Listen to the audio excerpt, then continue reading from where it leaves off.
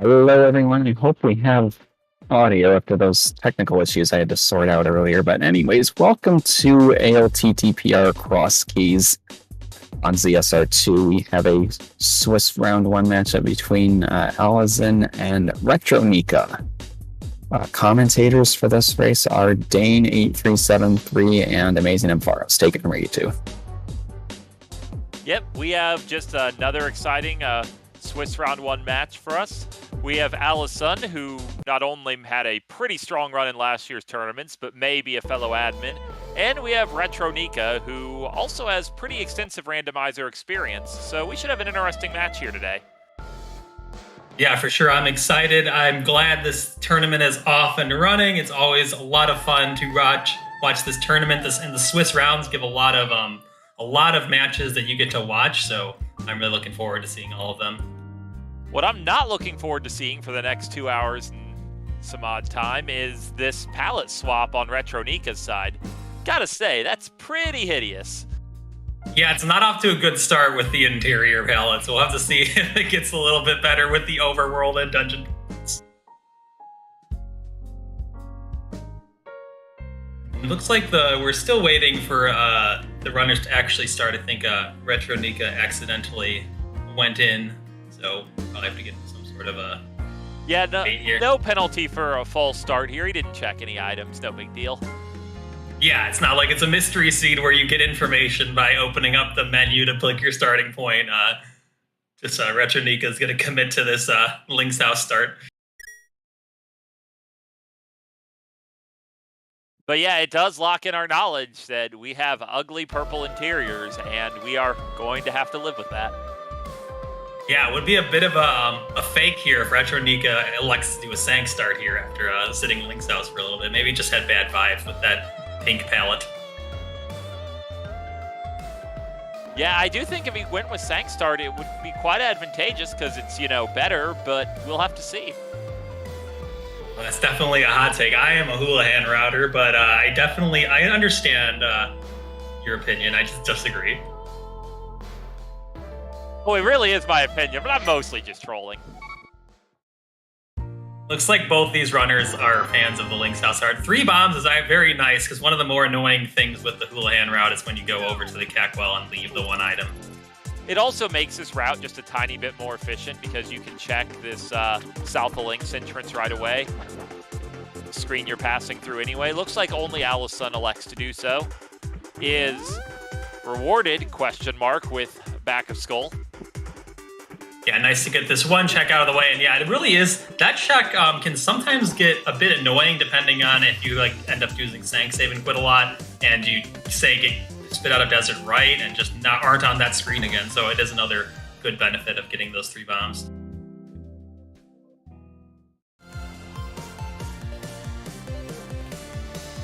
And it seems we've got different supernatural powers here. Instead of a magic potion shop, we've got just a fortune teller at that, which is Nika showing us just how annoying this little bomb jump here is.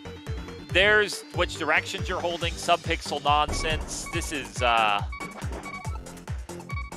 don't understand the exact underlying mechanics why, but this is legitimately a harder bomb jump than the one in the south of the world. Yeah, it's interesting. I wonder if maybe trying an up left exit. I sometimes have trouble exiting that screen on moving to the left. Have to have the up left input. Yeah, you play with left versus up left. Something that I find helps is if you can do it totally vertically, so you don't have to mess up your horizontal position, which Nika definitely had right. You just walk down and then back up, and it resets subpixels, and you just hope magic works. And Alaszun doing a good job just getting that with absolutely no lineup. And there is that Kakariko well, so those 3 bombs coming in quite handy. It's actually kind of a big punish for Nika, because it could be a while before he makes his way back for the well, and those 5 items, it's pretty likely they're going to be helpful early in the game. Yeah, for sure. See that big P of pod, which will certainly be helpful at some point in the game, and even like that 100 rupees in the bottle, those are very helpful early game items for extra money and sick kit. Sank palette not looking much better than the house palette here, but we saw another big key as well, big key of Tower of Hera in the well.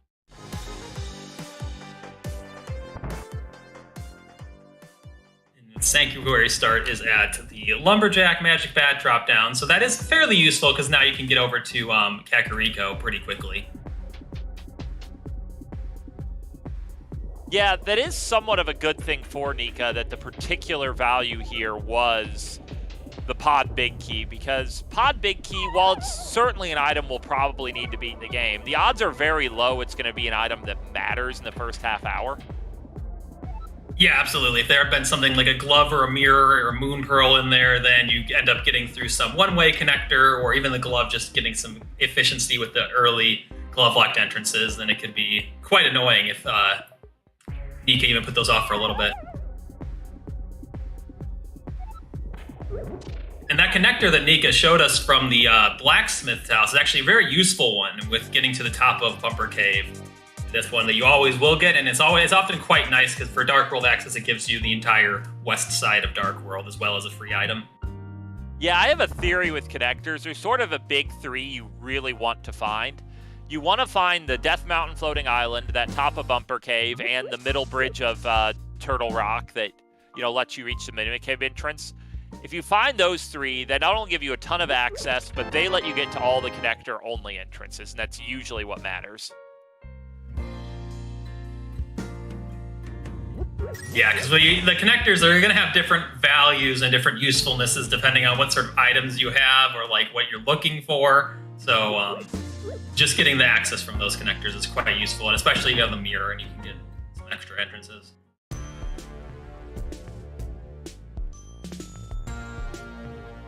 We also have our ceremonial front of Thieves Town here. Not really, it's very common you find this early, you get 4 items, you come back 2 hours later and you beat the dungeon. Yeah, where did Alaszun pick up that moon pearl?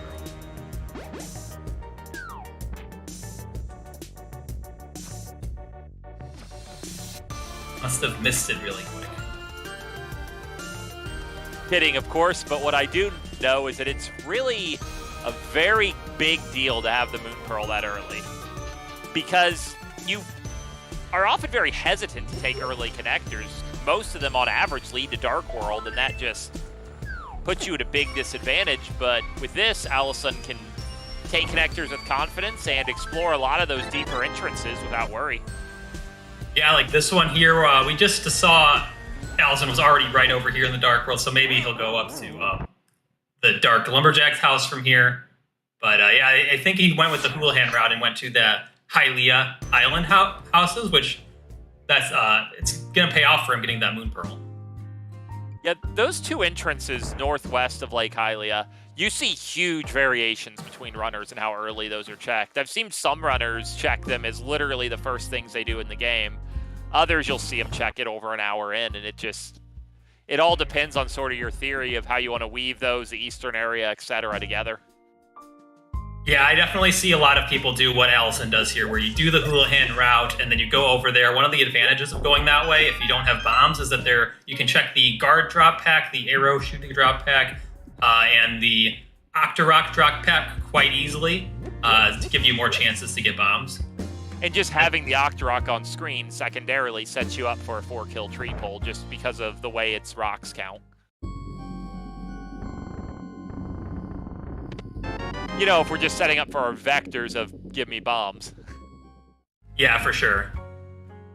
We see that Retronika in the Kakariko area has also found the dam here, which is another great entrance to find early. You like to get the dam pulled before you go to South Kakariko or South Light World at all, and also you're going to need to find that to get into Swamp Palace.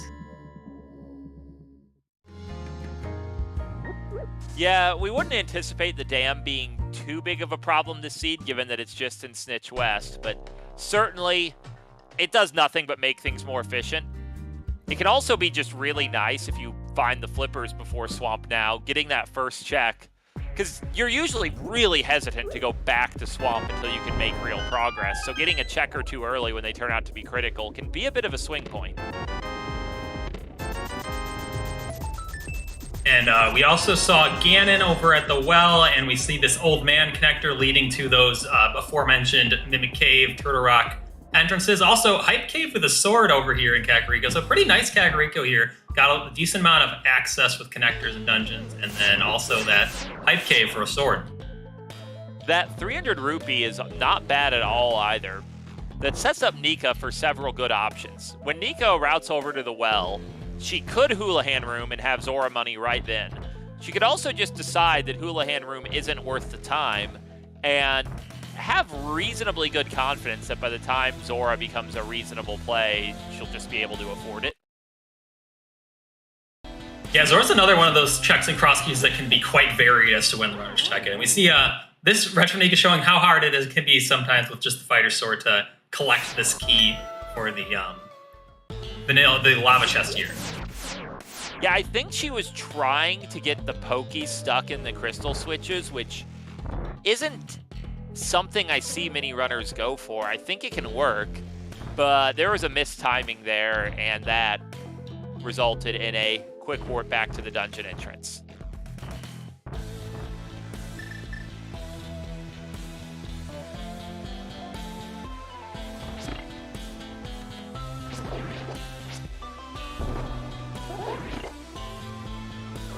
And looks like now Retronika is going to be stuck here unless she wants to place a bomb on that switch.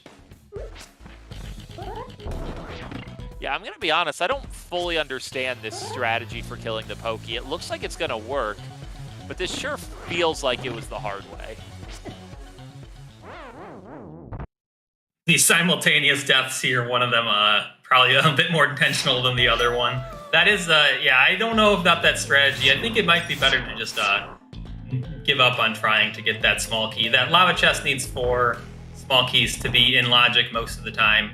So, I think the biggest thing is just leave that poor crystal switch alone. The fights would be much easier for Nika if she just didn't hit the crystal switch. Yeah, with swords you can just get the Pokey down to the one head and then just do some spins on it. I find that's my best way to deal with it. I often will try to get it to go up to the top if I'm really scared of that. Oh, maybe this is what Nika wanted all along, trapping the Pokey down here and the anti-fairies up there, but the Pokey was just giving her too much aggro and was going up there, and it just made a mess of things. Yeah, this one looks a lot better, though it does only take 1 hit from anything in this room except the anti-fairies to be dead at this point.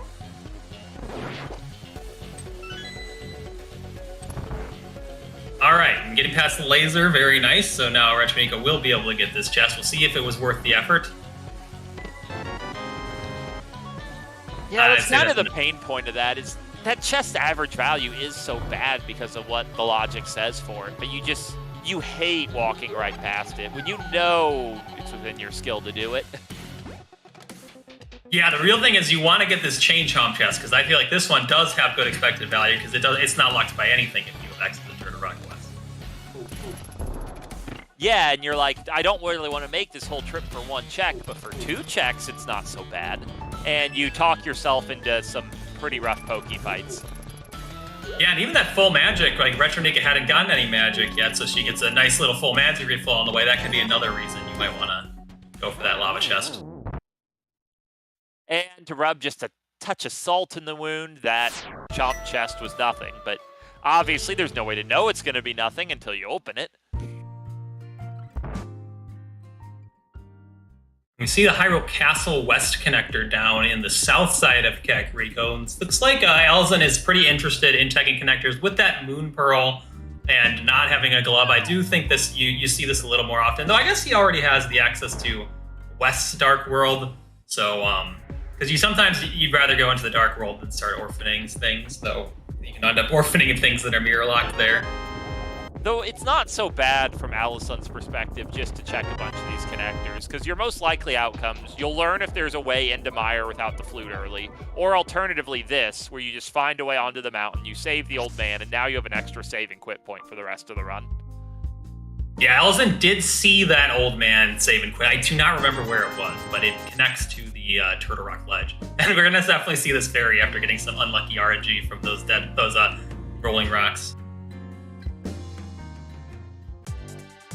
And yeah, with the save and quit being where it is, I think you're if you have bad Kakariko access, then you might not want to check a connector like Hyrule Castle there this early. But with the Sank save and quit being in Kakariko, you can just get right back, even if you get locked out somewhere.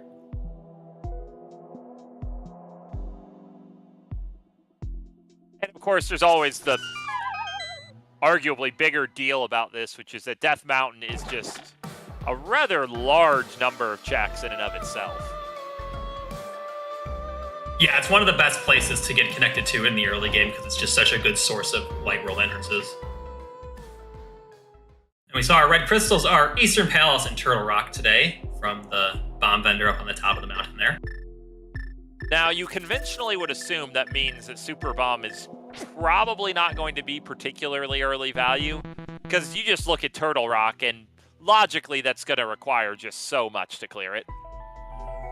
Yeah, that pyramid, it's often quite low in general in Crosskeys. It's mainly just when you're in a dungeon hunt in the end game that you start thinking of doing it, because like sometimes you'll have seats where you're looking for either the mitts for a couple of entrances or you have that bomb turn in. That's when you really like to do it.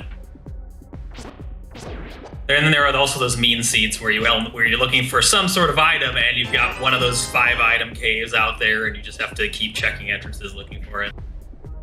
Yeah, the word on the street is a lot of the Swiss Week 1 seeds have been kind of cursed. Definitely heard some complaints about a seed with boots behind the GT entrance in order to get to Ganon and Lumberjack. Oh, wow. Yeah, anytime you have to open the GT entrance, you know that's a pretty cursed seed. We saw that the old man is not in the Tower of Hera entrance. There's always a possibility that can keep you from getting the save and quit here, but it is nice to for Alaszun to get it. That old man save and quit is not particularly great. You'll probably see it done one time unless the mirror is early enough that East Death Mountain is something you want to go back to multiple times. Of course, the old man save and quit does have sort of a secondary property where you can go out the back, and sometimes that can be a really useful save and quit itself, even if it is a bit more walking before you get outside. Yeah, that's what I was getting at. We saw that, and it's the Turtle Rock Mimic Cave entrances. We also already saw Mimic Cave, but there is that could still be our East Death Mountain access.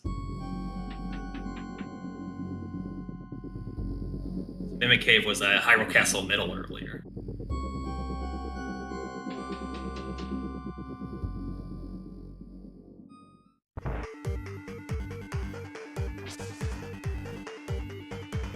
We have the classic super early mushroom decision point. I feel like most players in Crosskeys are pretty comfortable just turning in the mushroom the moment they find it. Yeah, especially because I didn't see Magic Bat yet, so it's got to be in somewhere pretty bad if it's not Lost Woods. Because I didn't. If they checked that, I didn't get to see it. But we've got the Ganon entrance and the Lost Woods drop down and the Aga entrance, and none of those are great for Magic Bat.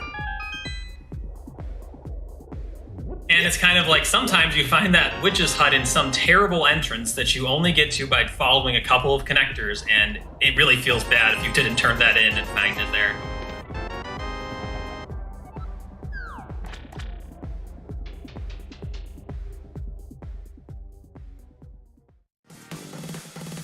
It looks like Nika will be setting up Houlihan Room, so if Nika finds this Moon Pearl shortly, the Fake Flipper to Zora becomes pretty appealing.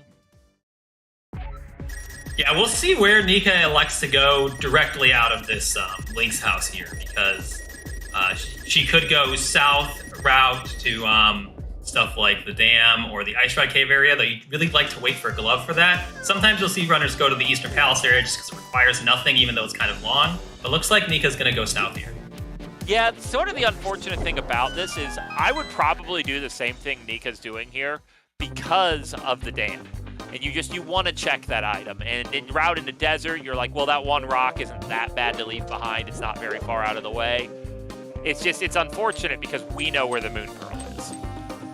Yeah, that's a really good point, because I think that had the dam entrance not been there, I think it's safer to go to Eastern, because one of the main reasons you put off Eastern is just, one, it can get a little faster with gloves or boots or something. And you can also combo it with Pod with the mirror later. but you don't orphan anything when you do it. But with that, for instance, if the damn item is a glove, then you would feel pretty bad if you found that after doing a bunch of other stuff, or the mirror would be even worse in that case. I mean, there's really almost nothing the dam can be that's any sort of value you wouldn't feel bad about leaving behind for a long time. Yeah, I mean, if it's something like a small key or a big key that you need eventually, but not now, then maybe not as bad, but anything useful. So I don't know how you feel about this. I always pick up the dam item when I'm walking by it, no matter how bad it is, just because I figure over the course of a run, the lag reduction basically pays for itself. Yeah, I agree with that as well. There are some niche situations, if it's very late and I'm just mirroring to it, for instance, I probably won't get it, but yeah, if I walk past it like that, I'm picking it up. Yeah, even though 10 arrows are conventionally the single worst item you can find, because there's circumstances where like a 5 rupee will be helpful. It's extraordinarily rare that a randomized 10 arrow pack really does anything for you. Yeah, definitely not an overworld 10 arrow pack. They can be useful in certain dungeons sometimes, and that's about it. And yeah, you get your 10 arrow pack in Misery Mire when you went in a little thin. Maybe you're feeling okay about it. Or the post-mortem chest if you get silvers late in like the Ice Armos room and you didn't have any arrows. And we saw Retronika kind of got a bit unfortunate here with the Sewer Bunny, where you have to go back and check the desert ledge before coming back in here. Yeah, I probably would have just not checked desert ledge in that circumstance, but different people have different feelings about checking those static overworld checks you can't get to. With things like desert ledge or race game, I always feel like, you know, you're going to have to mirror there for entrances anyway, but different viewpoints. Yeah, I guess so my feeling on desert ledges is not valuable most of the time, but every once in a while there's a flute or a mirror or a glove up there, and then you're like, okay, we're getting connected to that. We're not going to we're either going to get connected to the mire area, in which case I'm going to have to hit the mirror, or I'm going to connect it specifically there, and that can change the value. For race game, I'll do it because that's quick, but yeah, I agree with your thought where we would just probably not check that desert ledge because it's quite a walk. Yeah, and there's sort of the doubly unfortunate dynamic. I feel a lot of players don't immediately grasp this about modes like Crosskeys, where it doesn't actually matter whether that entrance is good or bad. Nika will most probably feel the need to check it at some point in the race, so there's a time loss baked in there either way. Yeah, absolutely. There's a different sort of mentality for Crosskeys like that, because you generally are going to see runners will check a lot of the same things. You're not going to see the huge differences in terms of the checks they made, but you can see huge difference in route efficiencies based off maybe someone made a different decision and got the mirror earlier or got the moon pearl earlier, and then that just really helps save time along the run. Yeah, and in this case, it looks like Nika's really just... Well, Alaszun is in a way, too, avoiding that route toward the eastern area. But Alaszun at least did the shallow part of it and got his pearl, which is one of the most powerful items to find in, honestly, any phase of the game. Yeah, we saw the... Alaszun here did the mini Moldorm cave and is going to go left here, which I can definitely get this one, because if you go over to... that mini Moldorm cave entrance can actually just be quite orphaned if you get, say, connected to the Ice Rod Cave area, which there's kind of 6 ways to get connected over there if you count the mirror ones. And then you could also get connected to Desert East, and then Mini Moldorm Cave is what I'm trying to get at. It can be sometimes deceptively difficult to get to as well, just because it's the only thing on that screen in either world. Yeah, though I don't feel it's that bad of a side trip with several realistic things. Like, if you have Flute, it's not bad at all to just Flute to 7 and walk over. Alternatively, if you don't have flippers and you want to go to Zora River, which comes up a fair bit, it's on your way to the fake flipper setup. So you have a couple of ways it can work out for you pretty easily. And we're seeing, so Retronika found this Hyrule Castle a little bit later. This is, only that first chest will be in Logic here without the small key, but it's not too risky to go through and do this here with the back escape only being hammer locked, but we did not get to see this from Alaszun yet. Yeah, there's also always the wild gamble where you Death Warp out of this Boomerang room. Almost no one ever does that because at that point you're just hard gambling. Zelda's Cell is nothing. It's an option that exists. I've seen it done. Yeah, I've also seen that one. Definitely too risky for my blood. You're just completely forgetting about Zelda Cell. And yeah, it does turn out that the entrance that Nika couldn't check in the Dark Shopping Mall was a healer fairy. Completely useless. So it's fine for Nika, no time loss, if she never feels compelled to go back. It's just, we know that most probably at some point in the seed, it will feel like a good play. Yeah, there are a few, like, I feel like with Crosskeys, you either check like all of the entrances, or there's like a swath of like 6 or 7 entrances that you don't check, really depending on how the seed goes. Because sometimes you find all your dungeons and you find most of the item entrances. If you're tracking, maybe you've got one single one-off that you just really deprioritize looking for that. But yeah, if you're looking for dungeons and you're down to like 4 or 5 entrances left, and if you can either find the dungeon or need to find another item or 2 to get some more entrances, you definitely just check every single entrance along the way. Alaszun picking up a nice little punishment. He shovels up a bug net, so his quick swap goes from having 1 useless thing to scroll through to 2.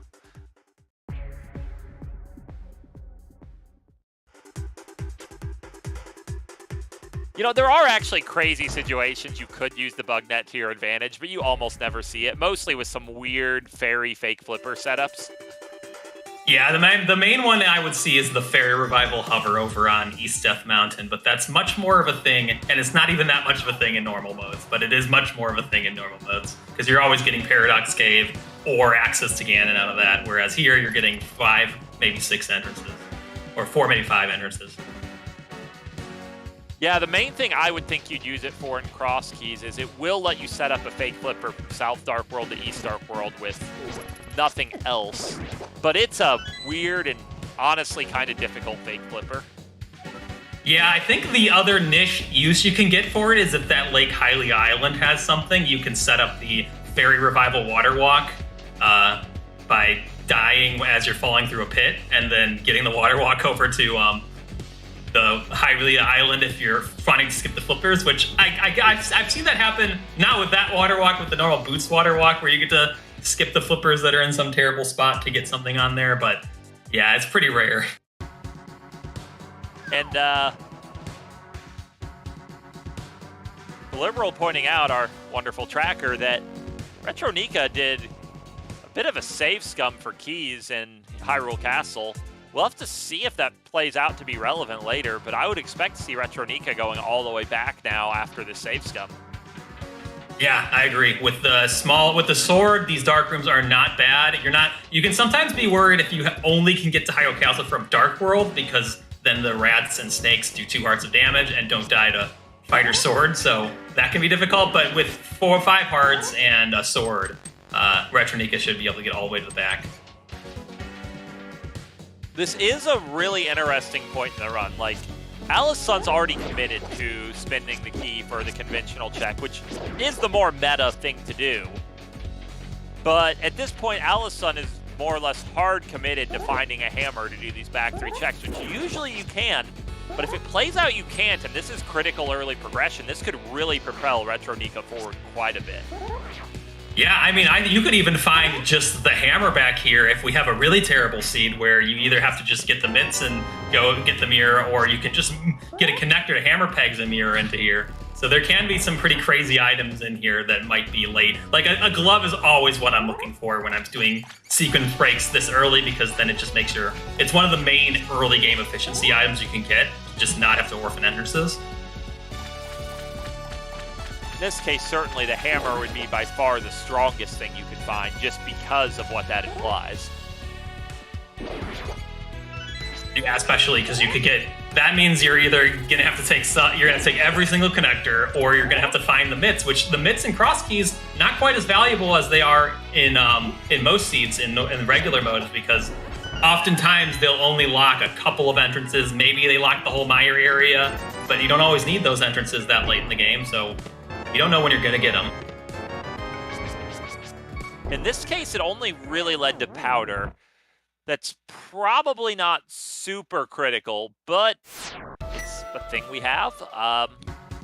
And more importantly, as sort of the inverse of the previous situation with the Dark Shopping Mall, Nika will never be going back to check that. And it was more efficient to check it after Dark Cross than at any other time. Did it fully pay for the time of the save scum? No, probably not. But it's not that bad, and it does set Nika up to just move on.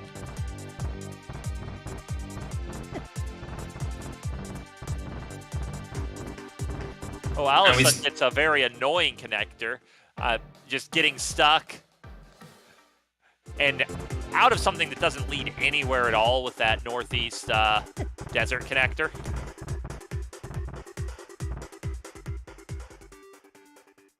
Yeah, and he had even already done the desert area before, so not even going to get any extra value out of. Sometimes those useless desert area connectors you can get can be helpful just for routing, but not even here.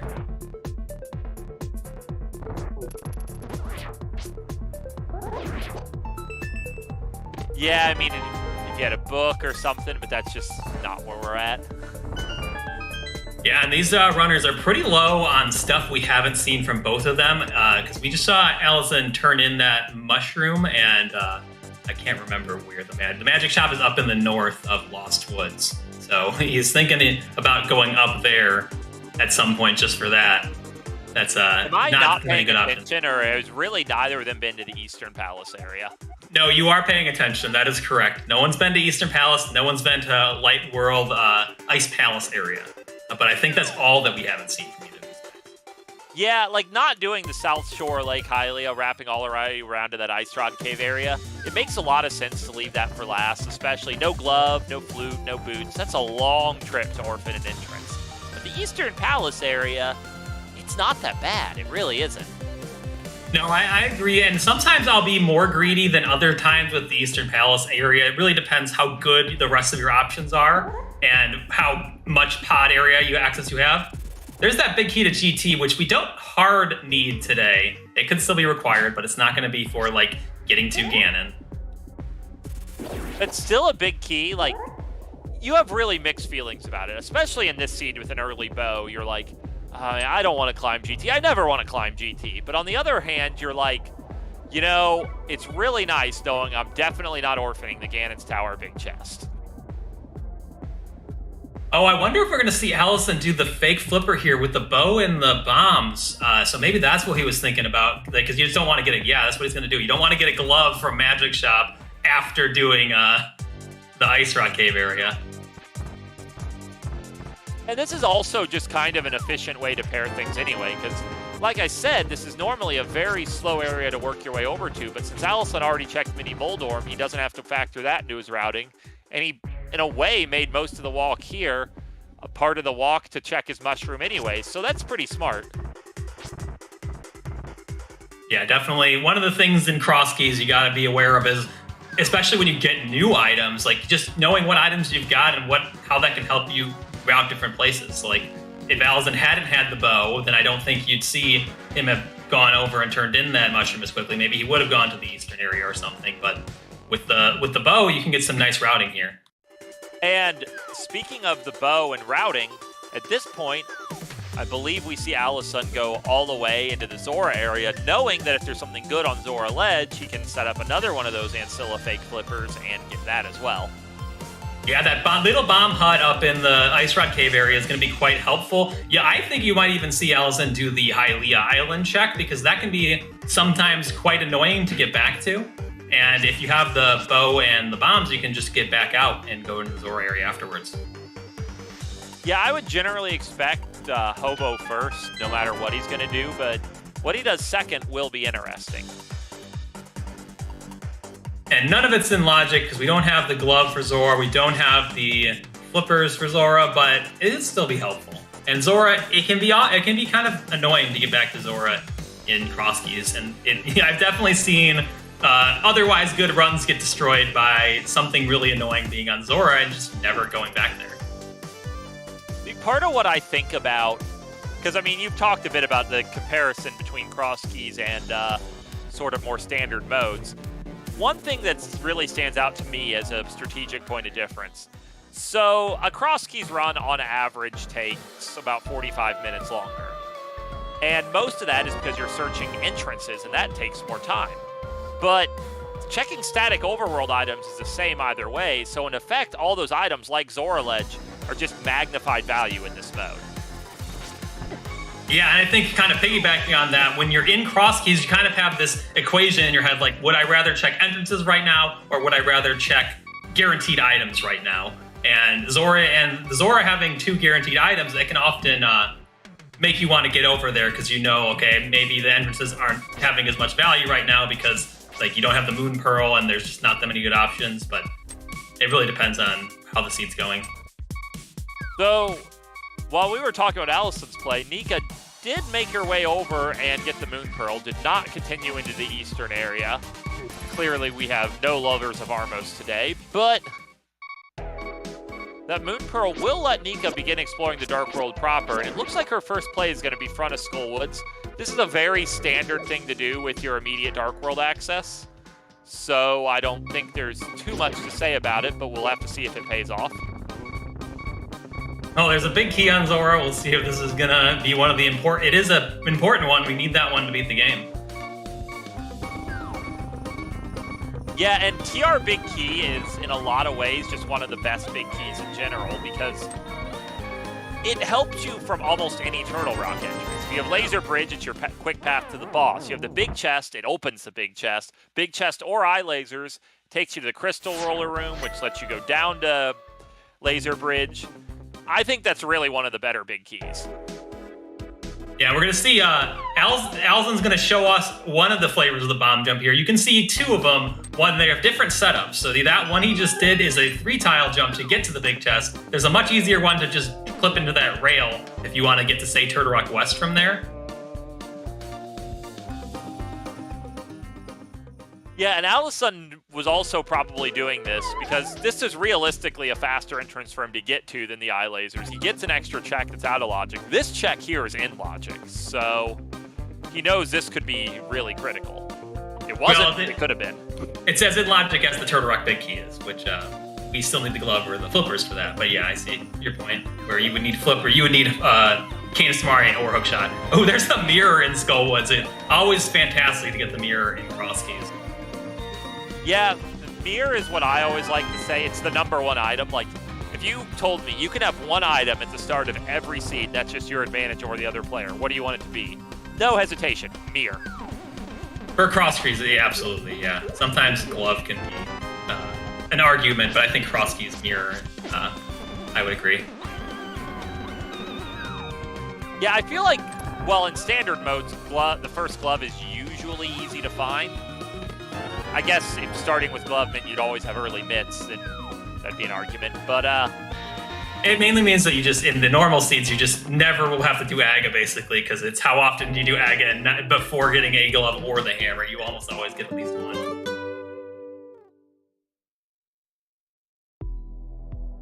Yeah, but mirror is just... It's not only something that gates a ton of checks, and if you just look across the world, it's really a lot. And it's a lot more than you'd think from playing normally, because you have stuff like Race Game that becomes mirror locked due to the dynamics across keys. But it also just lets you be so much more efficient, because you can use movement between the worlds, and it comes up all the time. You save just minutes having a mirror.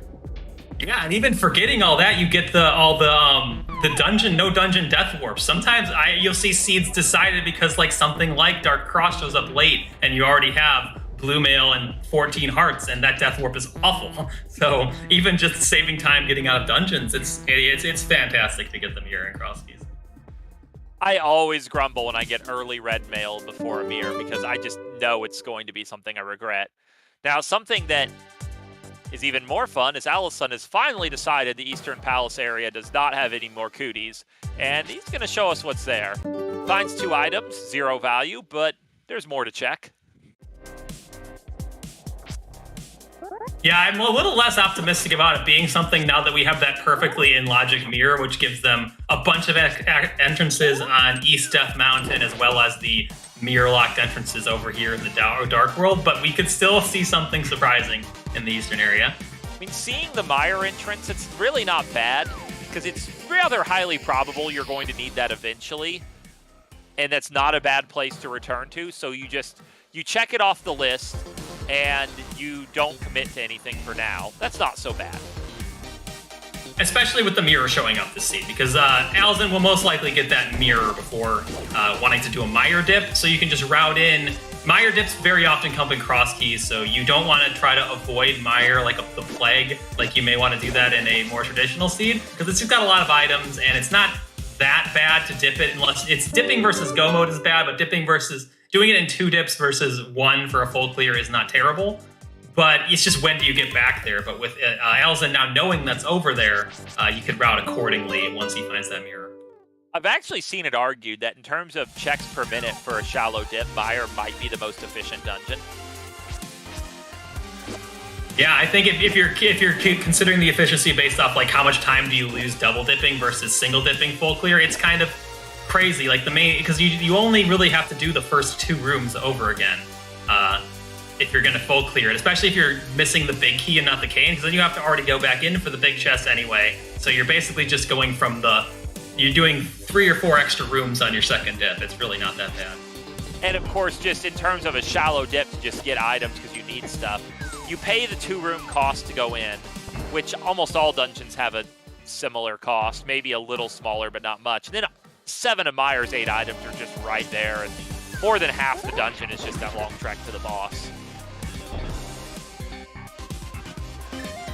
And it looks like Alaszun got that connector over to the Dark World, so we might see him go up to the Skullwoods here. We'll see how he decides to route. It can be interesting to route Skullwoods, especially if it's the bad layout of Skullwoods.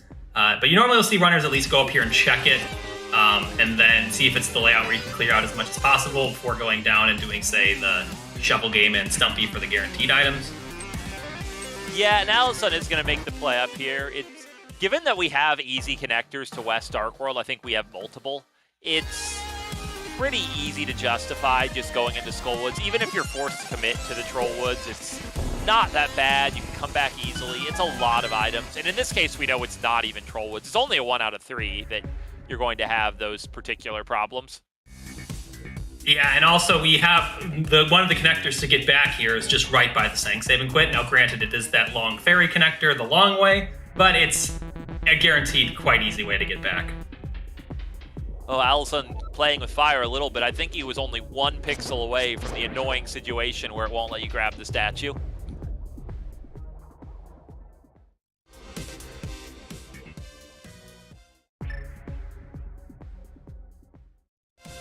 I don't know if Alaszun was trying to get Wallmastered there or not, because it can be annoying when it's if you accidentally hit that Wallmaster with a pop. But we're confirming it is the bad. We do have this Skullwoods layout, but I mean, like I said, it's fine because we have so many easy ways back, and the mirror is going to make it even less problematic. Yeah, I'm sure he'll feel very good at finding the mirror in here, because I think, and like from the perspective of what is left in the Dark World, I think it makes a lot of sense here, because the Dark World, it kind of seems like there's more stuff than there is when you come here with the item sets they have. They've got the 4 entrances in the Thieves Town area, and then they've got 4 entrances in the south area, but it's a really long walk, plus those 2 items, so Alaszun's going to feel really good about finding this mirror here. Ooh, Nika taking a little bit of a risk, not getting punished, checking the bottom Paradox exit before grabbing the 7 items. That's risky, because if you walk out of like the Turtle Rock entrance and you just get stuck, that just really messes you up. Yeah, the 7 items, I would definitely love to get them first before going through those connectors. Unless you're like, there are some times when like, I actually don't know. I think you can always get locked out of GT, and but then everything, like you can get back into the pyramid. I'm actually not sure if you can get back into Turtle Rock by doing a dash turn, but I know you can get back into the pyramid with a dash turn. But with this loadout, it's a decent enough shot that you get locked out that it is a bit risky. And I mean, with no glove, there's just so many, you just walk out of a rock. Yeah. Glove and boots, they lock a fair number of entrances, and then there's just the random ones like Turtle Rock and Mire that are going to lock you out frequently, and Pyramid and GT.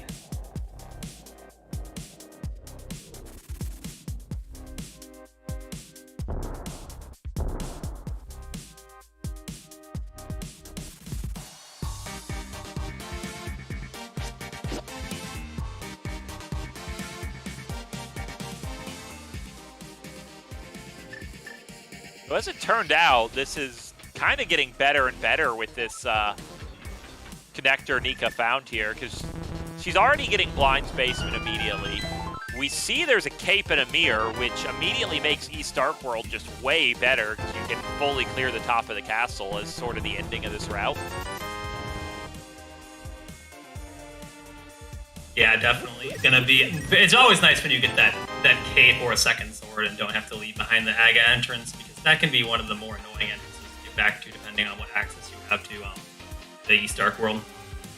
Yeah, sort of the only minor nuisance of this is it is going to be optimum to walk into and out of the pod area, but, you know, when you consider the upsides and downsides together, it's still pretty efficient, especially as Nika's stubborn refusal to check the eastern area is actually going to be rewarded here by her being able to combo it with the pod region. Yeah, it just feels so good when you get to do that. And my favorite things in Crosskeys are pulling the dam entrance before checking or pulling the dam for the item before checking the dam entrance, and then comboing the pod in the eastern area. They're just the little things that you can very frequently greed to try to get and end up getting them. So it always feels good when you get that. You really value both those things over single dipping Eastern Palace? You know, I take that back. Single dipping Eastern Palace, it kind of blocks that out of my mind, because I'm a pretty hardcore don't go into Eastern guy, so I definitely greed that one a lot.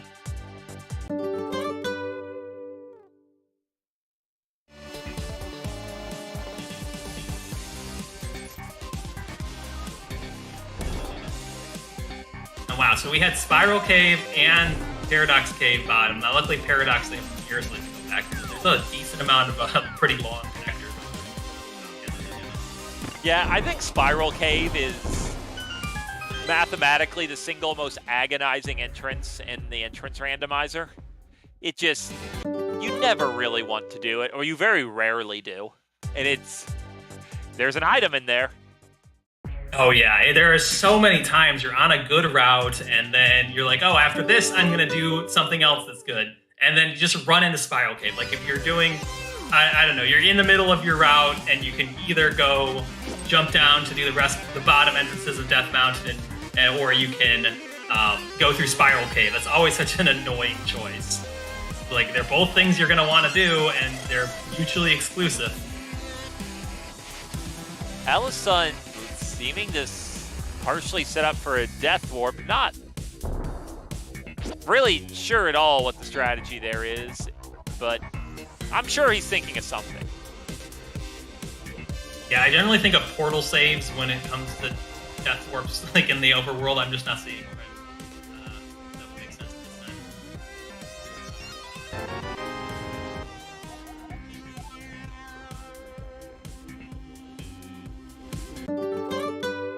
But yeah, that will make my list of the greatest feelings in Crosskeys, is when you're at the end of a long route, you're in a save and quit after you check that last entrance, and it's the top of Spiral Cave. That's a good feeling.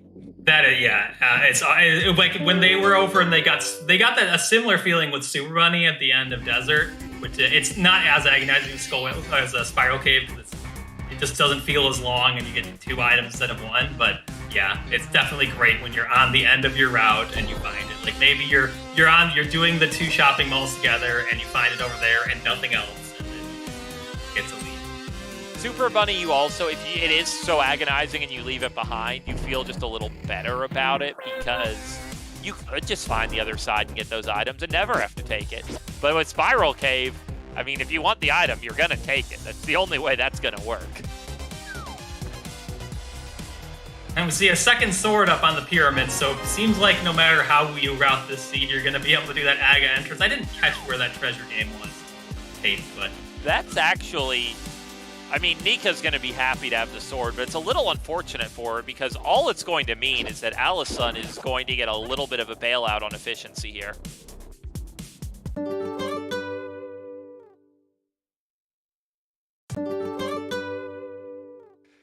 Yeah, don't mirror there.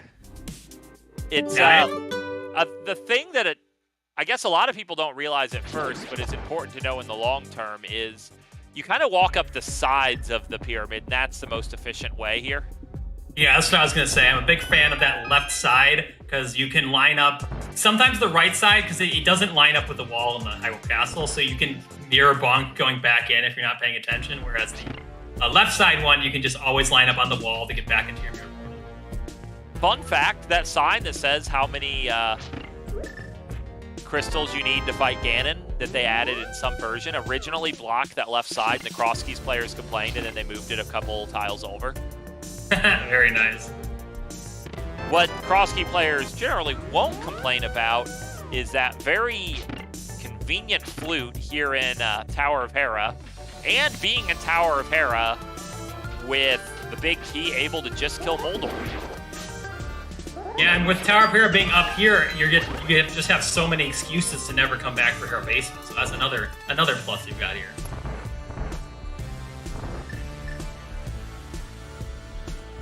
Yeah, like, this is a bad location. Granted, we do have Hookshot Cave up here, and if the other side of Hookshot Cave is something dumb like Desert Right, I mean, that's definitely going to give a strong reason to come back here. Yeah, that's true. We have 4 items there. They have no way of getting any of the items. And we saw Alaszun take that Death Warp out of Spiral Cave, so I think that's what he was thinking, and yeah, he gets to save us portal. So that's what the mystery was with why he was setting up the Death Warp there. That is a big deal of a decision from Alaszun, though, because it means he's not going to be routing over to the pyramid here, which means no flute, no ice rod. I think that was a pod key. And pretty strong odds still this is going to be the first crystal of the match.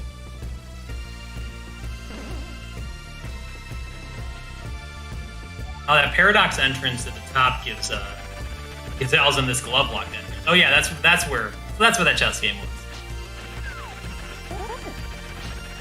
So now that will the make. best part about it is, I bet the reason Alaszun made this decision is because he was thinking about the castle tower entrance. Obviously, he has no way to know that there's just a sword on the pyramid anyway. Yeah, that's what I was going to point out, is that now it's going to make that you can just go out this bottom connector here and get right back over to that East Dark World. I guess looks like he's going to go somewhere else. He might be routing there from the south. Well, he doesn't have a way to come from the south unless he wants to set up some crazy fairy fake flipper, fairy revival fake flipper. He does have the bug net, but I don't think he's bottled any fairies. Well, no, he does the bow splash solution. Can you do that without a dock? I didn't know you could get close Yeah, enough you to the can. water for that. Yeah, you can do it over in the east. You can do it from the Dark Mini Moldorm Cave area. That's the only time I've ever seen anyone go on that screen. And you can also do it from that shop over by the Hylia in the Dark World. It's dangerous because you can get hit by those bombers, but what I see sometimes is the runners will get out of the water and then bomb jump or just regular jump. I don't know how it works to regular jump from the shallow water by Ice Palace to that dock and pod, but it is a thing you can do. Yeah. It's just, that's really close, so the jump into the water animation can bridge the gap if you line it up right. It's pretty funny, it works, really. Yeah, I was surprised when I saw that. I definitely understood the bomb jump, and I'd done that myself, but I was surprised when I saw someone just regular jump across there. Link, not normally known for his jumping abilities outside the Game Boy ones. I guess Breath of the Wild too now. Yeah, in some games he gets a Rock's Feather, in others he gets Iron Boots. There's just a little variation with how Link moves.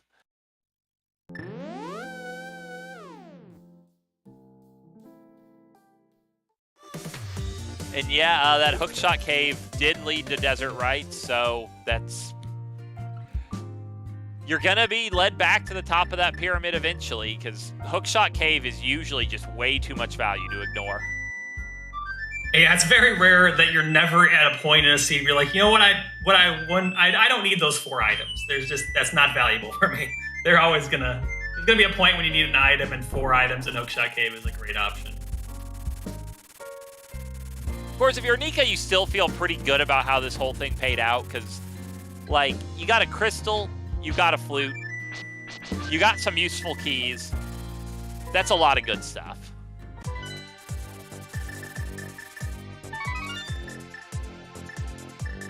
And so these runners are actually quite low now on things we haven't seen. I think there's got to be something over here in this South Dark World at this point, because there's not much left for these runners to check. Yeah, we saw that mini Moldorm cave south of Grove that turned out to not really have a whole lot of interest, but it was exciting for a moment.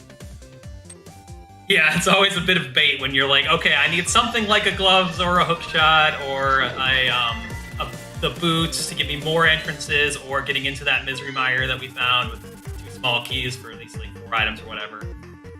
So, but then you just get nothing out of Mini Moldorm Cave.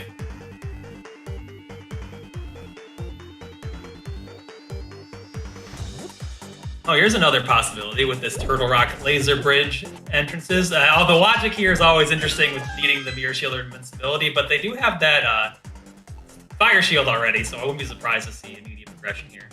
I mean, they have the cape, so it's all in logic, but... Oh, that's a good point. Finding the blue cane there is funny. I'm really hoping the last shield is in the last chest here. Yeah, it's always funny when you get two of the things that lock it here. Just the Quake Medallion out of that Turtle Rock back. So again, another opportunity for something pretty good, and another goose egg there. So I'm trying to think what else they have. On average, Ether and Quake are really not very good items in Crosskeys. Obviously, in more standard modes, you need to enter Mire and Turtle Rock very frequently, but the odds that those entrances have anything particularly important, they just aren't very high. Yeah, you generally will know when if you're in a seed where you're still looking for dungeons at the end, then it'll feel a little bit better getting those when you know you've only got a few entrances left. But I think at this point now, between the 2 runners, we just got that mirroring over from East Death Mountain. I think that's the main thing left. We have that Back of Old Man connector that will take them to the laser ledge for Turtle Rock, and I don't think you can either of the runners here. It is notable we have 3 Turtle Rock small keys. That doesn't really open any options at all for them right now, but if they get a Cane of Samaria, heading out the front to Turtle Rock could easily be something to seed once from them sooner or later. Yeah, and it's always annoying when that happens. The dream is always to beat Trinex and then walk back in for the items. Though even that's not too far out of the realm of possibility. Nika's found the ice rods. That's the hard part. Yep. And also, we kind of mentioned this when Alaszun was fake flippering, but we didn't see him go into that Lake Hylia entrance, and it is desert, so there's a chance that this is progression here because there might just be the other desert entrance somewhere else. And then this was actually in logic. You can even have like the flippers in here. It's always funny when the flippers are locked by that Hylia Island entrance, which there's a couple of ways you can have that. You could mirror from the Ice Palace connector, or you could have something like this, where you got a multi-connector.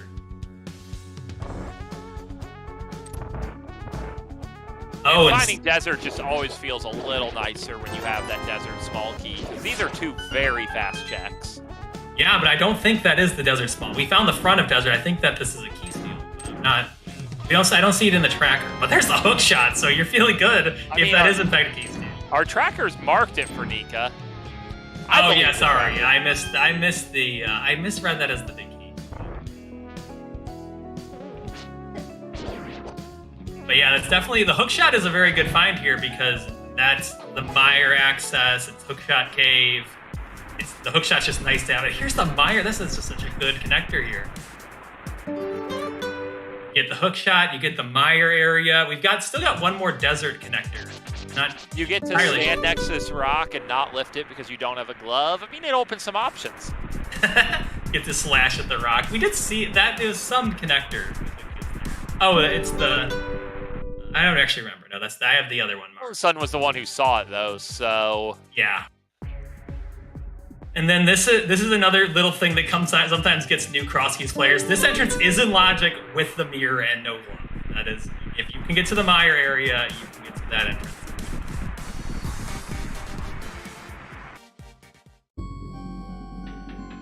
Yeah, but it's just a ton of different entrances you get from the mire area all at once here. And this also greatly reduces the power of the mitts this seed. Because most of what the mitts could block, you now know they don't. Yeah, now it's just down to that Ice Palace entrance and hammer pegs and sniff chain and though we still haven't found the connector to the Death Mountain floating island, so there's ways you could need the mitts for some East Death Mountain nonsense too.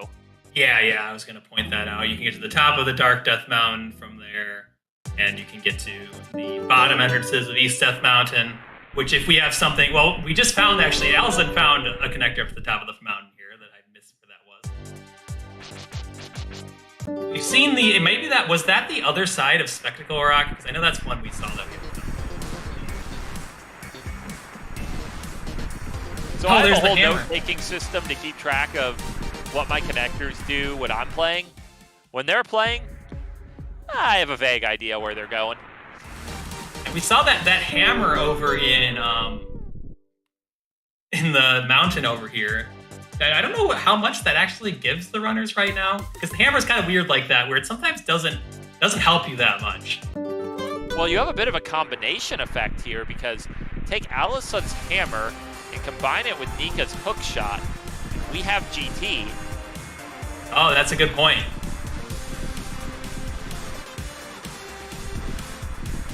So really your question is, what's going to be harder to find? The hook shot for Alaszun or the hammer for Nika? I kind of feel like if the third entrance in Desert here is somewhere bad, this hook shot could be really hard for Alaszun to find, especially because he doesn't even have the Desert Small yet. Yeah, because like and he doesn't have the flippers either, so like you're not going to be going to fake flippers. Oh, that's a super free location that Desert entrance is. Yeah, we must have seen that earlier. Well, and Alaszun surely Alaszun has seen that. He's been in and out of the Village of Outcast over and over. Yeah, he probably just didn't want to go through the connector and possibly get locked out when he had the South Dark World available.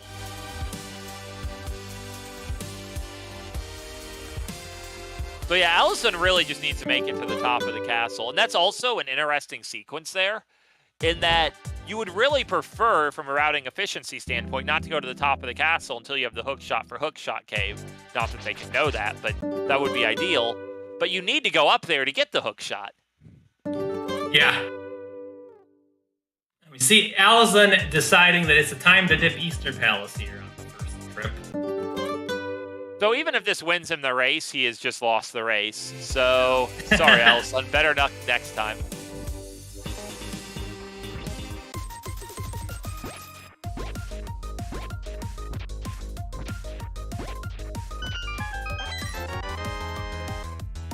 I kind of get it though for Alaszun, because even if you're not normally dipping Eastern, it's he doesn't have that much left. He's got the mirror and the mirroring from the pyramid, but Eastern Palace is like what? It's essentially a glorified 4-item cave with 3 of them being in logic. Yeah. Just because it's rational doesn't mean it doesn't feel bad. Especially if you start talking about our friend's sunk cost, and it's like, well, I've already gone an hour without doing this. Yeah, I agree. You don't feel good about it, but it's like, oh, I have to. I guess it's not too bad to get back up to East Death Mountain through the back of the Old Man connector, but that's not fun either.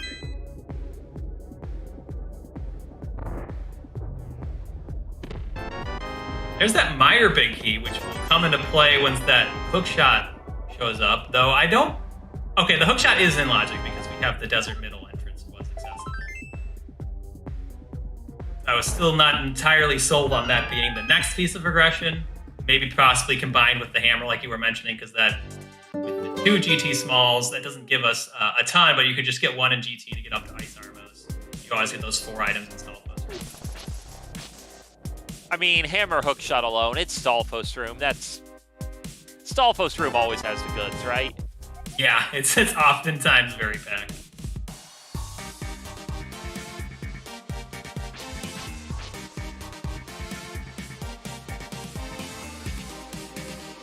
But yeah, so far Eastern Palace is not really providing anything but time loss, as it does. Well, he got the Meyer big key. We don't. That's a 2v2. Oh, there's a glove. There's a glove. There's a glove.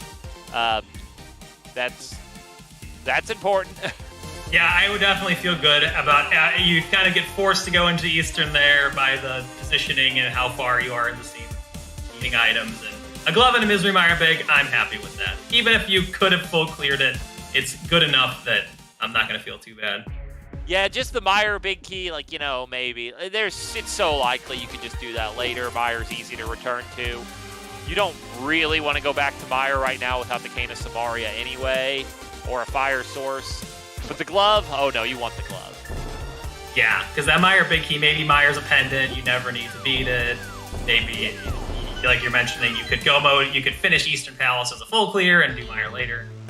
But that glove, even if it's always going to just save time on routing. Though not as much now because these runners have already, the glove is so late, they've already done most of the things that you do with the glove, but it's still always good. I mean, you're also thinking from Alaszun's perspective, the glove, it's so nice to have in combination with the hammer, because while you haven't seen Ice Palace yet, you're one melting item away from being able to full clear it. Well, you don't have the big key either, but you're just thinking of how these things work together, and glove and hammer go well together. Yeah, and even get the normal Dark World access if you needed it. Their connectors are pretty good this seed, that not as big of a deal, but it's definitely nice in a lot of seeds. There's also, obviously, if you run into Spike Cave, you can now do that. Always a fun little place to be thinking about for a couple hours. Yeah, it's one of those plays, especially if you find it somewhere really annoying and never want to go back there, but have to.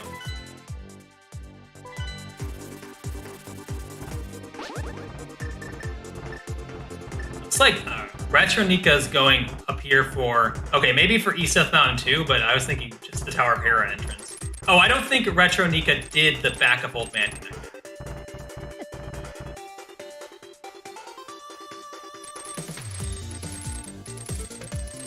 Yeah, we're having a bit of technical difficulties on Alaszun's side, but that's just going to let us fully appreciate this excellent run Retronika's giving us a little bit more, as she might feel compelled to make that same dive into Eastern right now.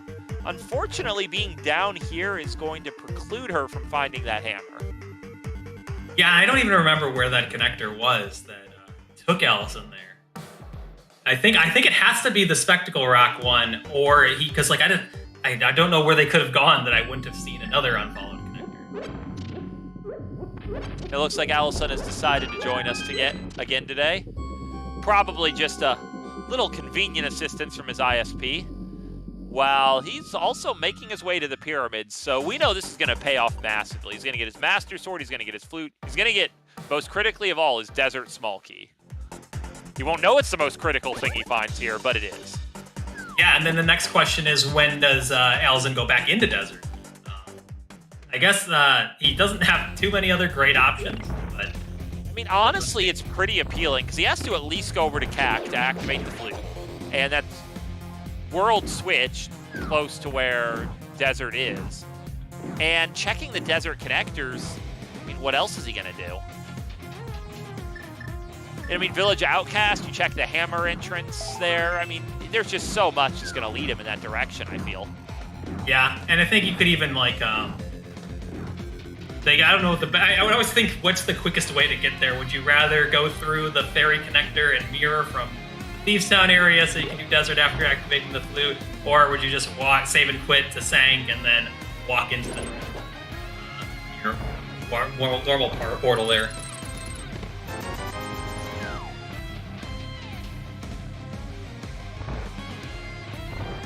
I can't remember if there was where the last Paradox entrance. I think we've seen it. The one is there. That's one of the. I'm pretty sure we've seen all three. I don't remember where they go, but I think at least one of them checked it. Yeah, they're over. The one of them's in Kakariko and the other one's in Odd Area. I just don't remember where if maybe you could use that to get to Village of Outcast quickly.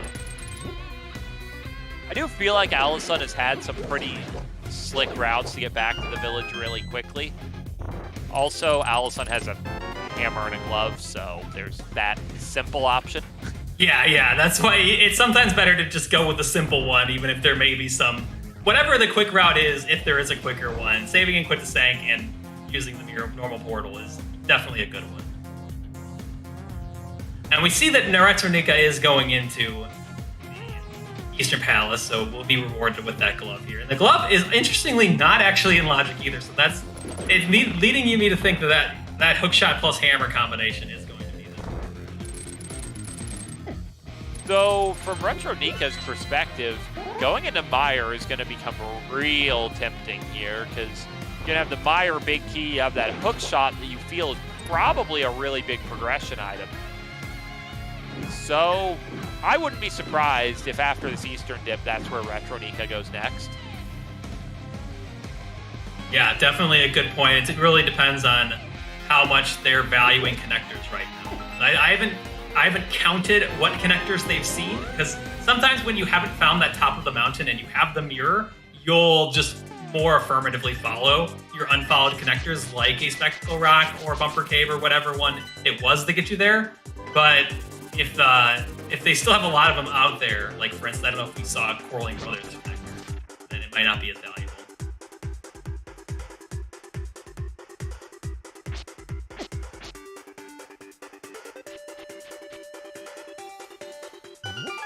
Oh, we'll get to see this one entrance. That flute also quite helpful to make this one of the main glove locked entrances they can get. And it's pod, so that is going to have some value there. Yeah, it's a little bit of an interesting pod. You still just don't have very many pod small keys for how much they've checked. So you definitely want to be a little judicious with how you spend them. Yeah, especially with... I feel like a lot of players will, and the big key especially, I think most players will choose to go to the back here. Yeah, there can be rare cases where you're close enough to go mode with 2-key pod that you'll beat the boss. But I don't think that'll be the case here with Retronika not having that hammer again. Yeah, and of course you can not open the middle door and just loop around here a lot.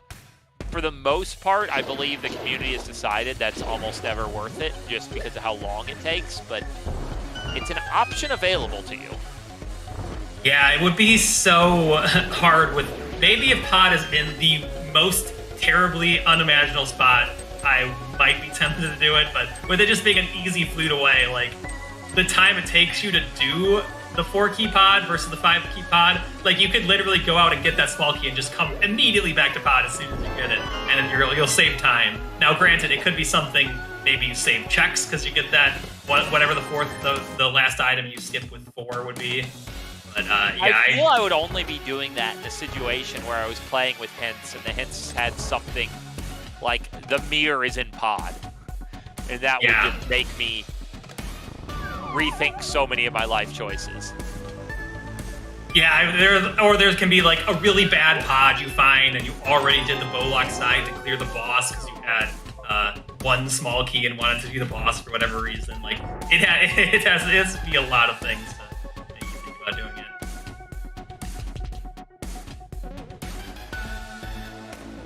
But yeah, we're coming up rather quickly on Nika's major decision point. Well, it looks like Alaszun is going to go to Catfish. This is a pretty easy to justify decision. Catfish is really never going to be more on the way than it is right now for Alaszun. Yeah, and this entrance here is available with just the hammer.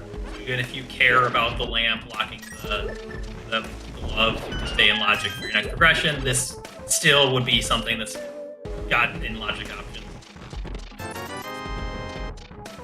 And Alaszun is quite low on stuff to do. We know the Desert Palace East entrance is really looking like the hookshot looks really good right now between GT and Meyer and Hookshotcade. It's probably going to get shoved back there. There's a slightly spicy Ice Palace big key and the flippers. So Pod's a pretty good place. Yeah, those flippers, we still haven't found Swamp Palace yet. It will give a lot of items in Swamp once that small is found. But it will be nice to even be able to, even just finding Swamp Palace and getting that one item like you mentioned early, it can be nice to get those flippers. We see Nika more comfortable with the hammer jump from the bottom instead of the top, walking out that door. I actually think the trick's much easier from the top, but go with what you're comfortable with. I don't know if that was a case where maybe that Helmasaur item came into play, the top Helmasaur. I didn't see if Retronika picked up the item in the air up there, because that looked good. That was like a good. I can't tell with the resolution if she was on the first pixel correctly, but the second pixel looked good.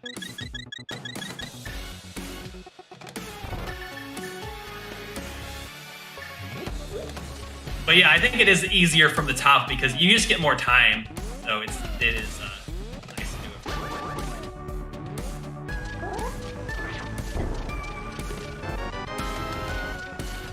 Ooh, speaking of Ice Palace, there's a Bombos. Yep, That Bombos. is a very heavily gated Bombos. But finding Bombos in a place that's logically super gated is something you probably feel more good than bad about.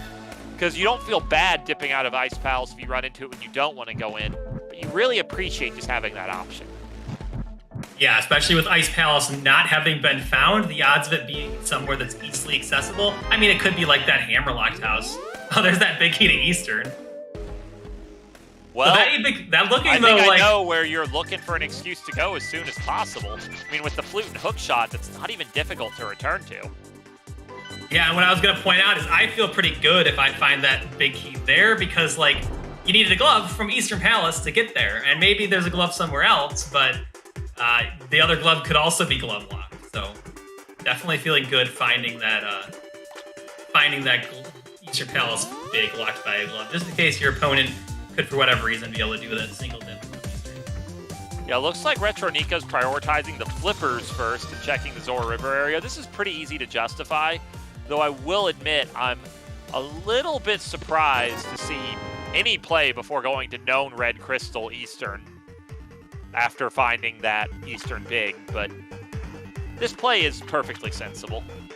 Yeah, I think I would like it. I don't know if Retronika knows about the old man back connector taking you to Rockways of Brigadier. Because this is saving and quitting to get to Eastern Palace is the fastest way. So if you know that, saving and quitting on Zora is also great. So I would definitely see that route here, but I don't know if she knows about the back of old man connector. Yeah, I of course am just looking at the super straightforward. You have a flute, you have a hook shot. Yeah. Because the walk is not long.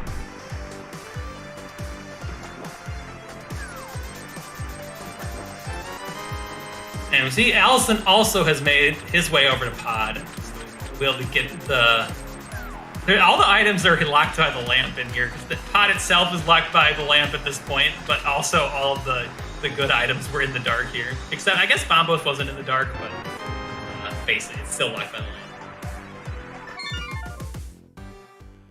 So I think a small difference. I don't believe Alaszun went and got that map. It turned out to be the Turtle Rock map, which is useless in this case. They both know that Turtle Rock is a 5/6 crystal already. It just feels like the in plain sight maps are more likely to be garbage maps. They're always Hyrule Castle or Ganon for me. I always get the race game and the Zora Ledge maps. They're my enemies. I mean, they're not always Hyrule Castle or Ganon. Sometimes they're an already known 5/6 crystal or a green pendant that you've already found out about. Yeah. Oh, Alaszun's just going... He's making a different decision with his 2 keys. He's killing Helmasaur King. Now, Alaszun, unlike Retronika, knows for sure this is a crystal, so it's a somewhat different decision. And honestly, I might do the same thing in his situation, but with what we knows in the back, odds are this is not going to pay off for him. Yeah, and I mean, Retronika did not have the hammer, so it was not a choice that she could have had anyway. And we'll have to see, because like the thing about the Crosskeys flippers is they are sometimes like they're often, I find, being like a go mode item even in Swamp. Either Swamp's required and you need them, because you just can skip so much of them. And we've already seen the runners skip a lot of the flippers here. So for anyone who hasn't seen the big intrigue or everything is, Alaszun's hook shot is in Desert Right. He needs to go back to the one desert entrance he knows in the Village of Outcast. The hammer is in some entrance high up on Death Mountain, and Nika just has not found that connector yet.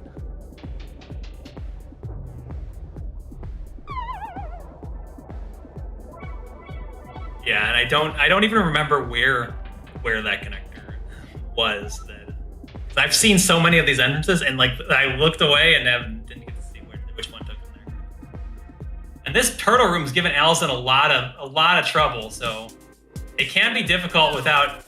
I guess the Quake Medallion you can use to stun them. So I would use the Quake Medallion after flipping them when you come in the room. But it can be quite hard. Quake is just it's by far the worst one. Like Yeah. Ether or Bombos just kill them. Oh no, yeah, Ether is my preferred medallion when you're. I mean, you want Lamp first, then you would like Fire Rod, then I do Ether Medallion, then Bombos. Quake is literally just like, yeah, it helps. And yeah, to sort of elaborate to the question, there are trackers available you can use to track a variety of entrances. As per tournament rules, you cannot use an automatic tracker. For that purpose, you have to mark it yourself, but you certainly can do that. Some players do that. Others use different methods of keeping track. I myself use pencil and paper. Some people, I think, just man mode it and try to remember everything, which, I mean, good luck. And we also see in chat someone pointing out how Swamp Palace on the tracker is just SP, and the other ones have the bosses shown. What it is if the dungeon is just the letters like that, that means the runner has not seen it. So, like, if you look at the tracker, you can tell that Alaszun has not seen Swamp Palace or Ice Palace. And it's the same for both of them, but you could have a case where one of the runners has seen a dungeon, the other hasn't, which can be very useful because sometimes you'll see go mode will be finding a particular dungeon. So like you're like, okay, maybe I'm in go mode if I can get to Ice Palace, but I might need the mitts to get the last few entrances. Ice Palace ends up being locked there. Yeah, we actually... ZeldaSpeedRuns is very good at sort of keeping that information tracked out. Like, you notice the difference where you see on Alaszun's stream, he's aware that Pod's a crystal and even has it, whereas Retronika has no clue whether that's a pendant or crystal at this time. And that could affect Retronika's decisions. And then also chat pointing out the other thing is we have that crossed out thing above Swamp Palace. That means the dam has been pulled, which means they can get into Swamp Palace. That's another thing. I think that was added during last year's Crosskeys tournament, as well as the check mark next to the mushroom museum. So ZeldaSpeedRuns doing a really good job with showing as much as you can on those trackers and without making it like terrible to try to read. Yeah, we've gone through a lot of iterations of these trackers, but ZeldaSpeedRuns definitely went above and beyond to try to make a tracker that is as friendly to Crosskeys in particular as possible, and we really appreciate it. And speaking of tracking, definitely give a shout out to our trackers today because tracking Crosskeys is never particularly easy. So thanks again to GC Liberal helping us out, clicking the buttons.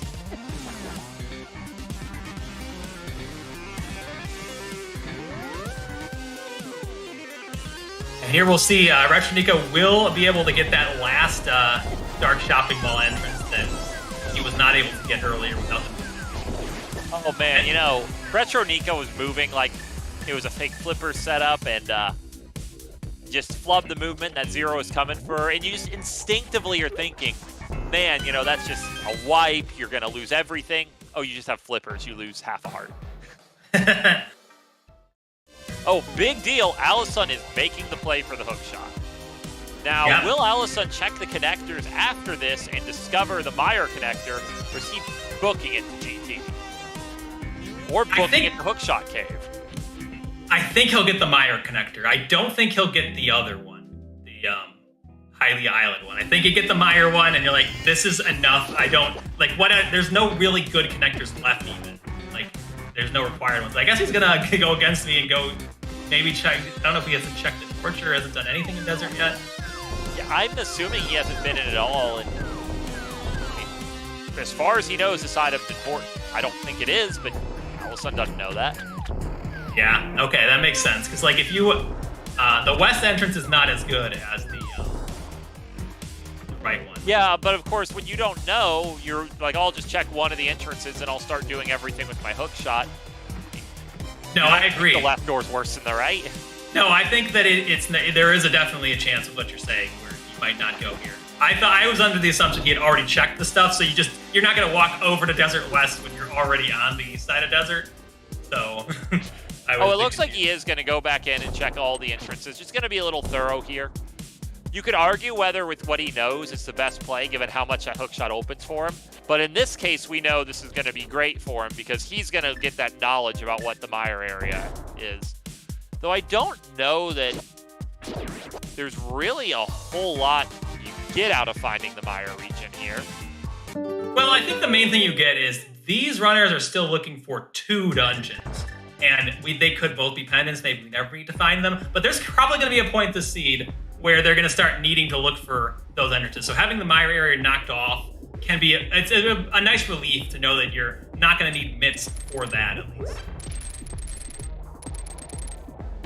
Yeah, though that raises the interesting question, where are Swamp and Ice? Because those are 2 dungeons that exist in this game, and we haven't seen either of them on either side yet. There's not a ton of real estate that's totally untouched by both players. Oh, by the way, casual fire rod in that hookshot cave.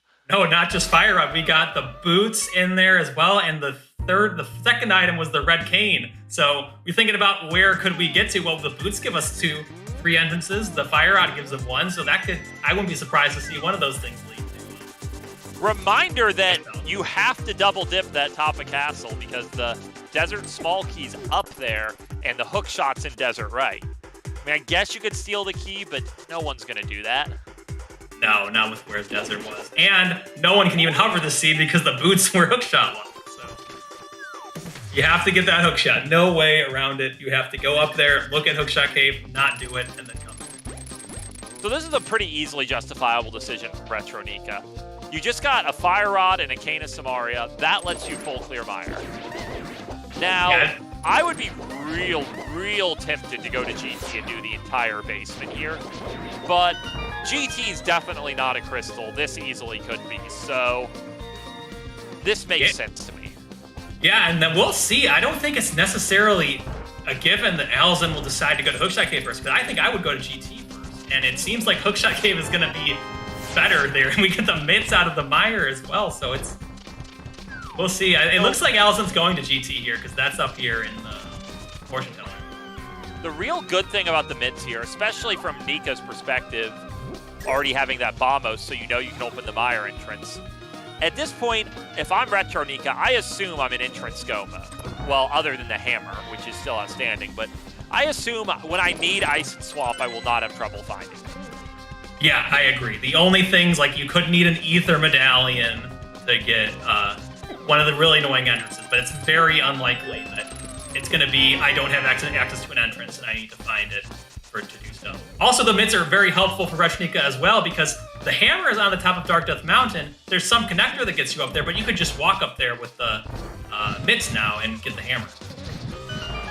That is a very good point, and not only can you do that, but I think after Retronika's done with mire, that might be a pretty appealing play, because, yeah, without the hammer, GT, it's still good. You can do full right, but it's not nearly as good because so much of GT's value on average is that Stalfos room. You're also, of course, missing Rando room and 2 other checks on the left side. So you're not as just pulled into GT.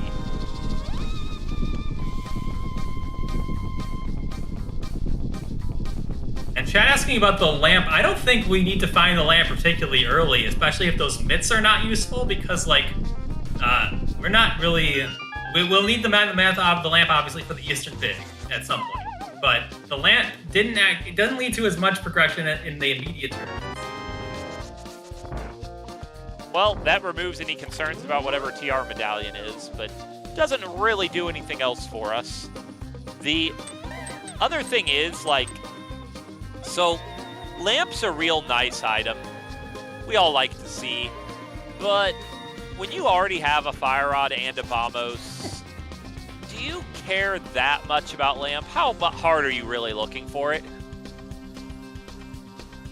Oh, definitely not at all. My main thing about the lamp and Crosskeys, it's just curious, because I sometimes find myself wondering, what was the seed hoping to do? I remember seeing a seed recently where no runner got the lamp because it was in, like, a go mode last dungeon Eastern Palace, and everything that was lamp locked, the lamp was like your logical go mode, and no one was ever getting a lamp that seed. So it's always more of a curiosity than anything. There's a really nice find for Nika. Silver's in mire. that's mostly really nice because Nika was really not on pace to have a very good Vitreous fight. Now Nika's going to have what's close to the fastest possible Vitreous fight. You just fire a bunch of silver arrows at the thing. There's the big key thief sound. Big, and I mean, Nika doesn't have the hammer yet, but it's just everything coming together. Yeah, there's a lot of good stuff in Mire and Hookshot Cave, and I didn't see very much interesting stuff in GT yet. Now, you'll think that Alaszun's gonna get over to... So actually, no, the one thing is, Alaszun, I might be tempted to do the climb here, because it can take you to the pyramid for free, so it's like a minute and a half discount on the climb, or a minute and a discount, however long it takes to get over to pyramid. Well, if we're thinking in those terms, let's ask ourselves, what could be atop the climb that would make it worth it? Swamp Small stands out very large to me. Desert Big, those are really the only two things we're still looking for, right? Yeah, and actually, I guess Alaszun can't do the climb yet. No fire source, but a really late fire source. But from Alaszun's perspective, there's more things. From our perspective, yeah, there's not really much. There's potentially that Desert Palace Big Key, and then Swamp Small, like you mentioned. But yeah, these runners are fairly close to getting everything they need. It wouldn't be surprising to just see it all in the dungeons that these runners are going to beat along the way. Yeah, this dark room we see from Nika here. Nika's past the hard part. The hardest part by far is getting that Samaria block on the crystal switches with those fireball shooters, just looking to help you out a bit. Oh yeah, those... Once you get past that, the rest of it, I mean, you have to remember a lot, but it's pretty... You have huge error bars. It's not really that hard. Yeah, especially if you got some sort of invincibility to get past. The only thing that can sometimes get you is if you have a really bad time with Medusas, that getting past that spike. Without getting hit too badly in the second room can be bad, but yeah, the hard part is that. And yeah, you just see how much time Silver save on Vitreous. Master Sword does not kill them very well. Nika does not have the hammer. I mean, it's honestly something like a 30-second time save just finding the silvers in here.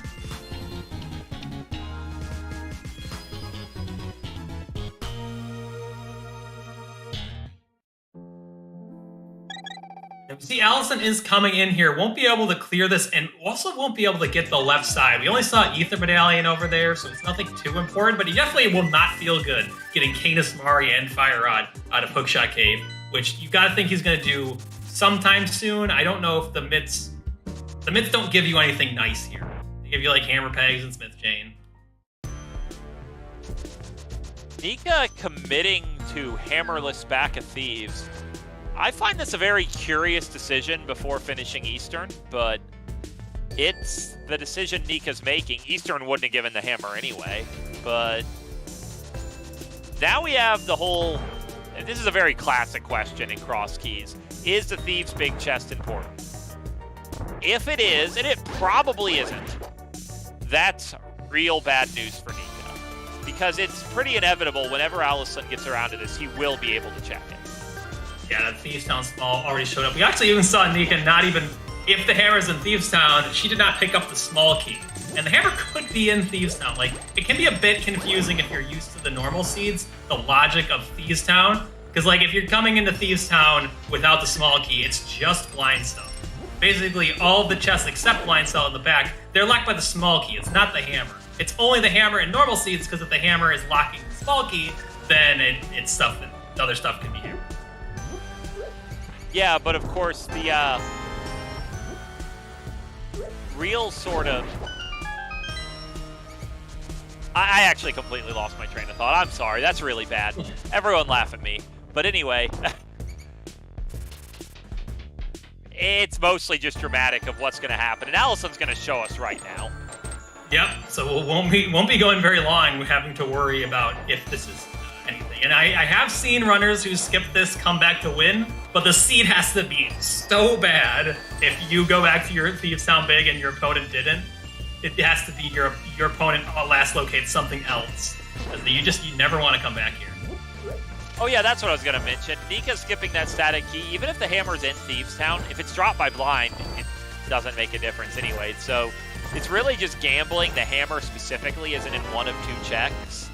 That's mathematically a pretty good bet.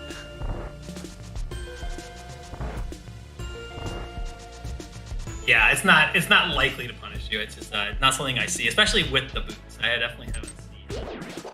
You see it in Retrons all the time, because then you just don't pick up the static key, and you have the keys already, and you just pick up the key on the way to blind.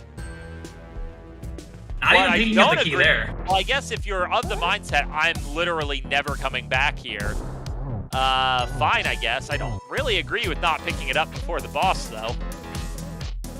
Yeah, I mean, if the seed is bad enough that you're able to win it, I mean, I guess, but you don't know where the hammer is. The hammer might be in it could be like there's something on blind that leads to the hammer, and maybe coming back here is just an inevitable, terrible thing that you have to do.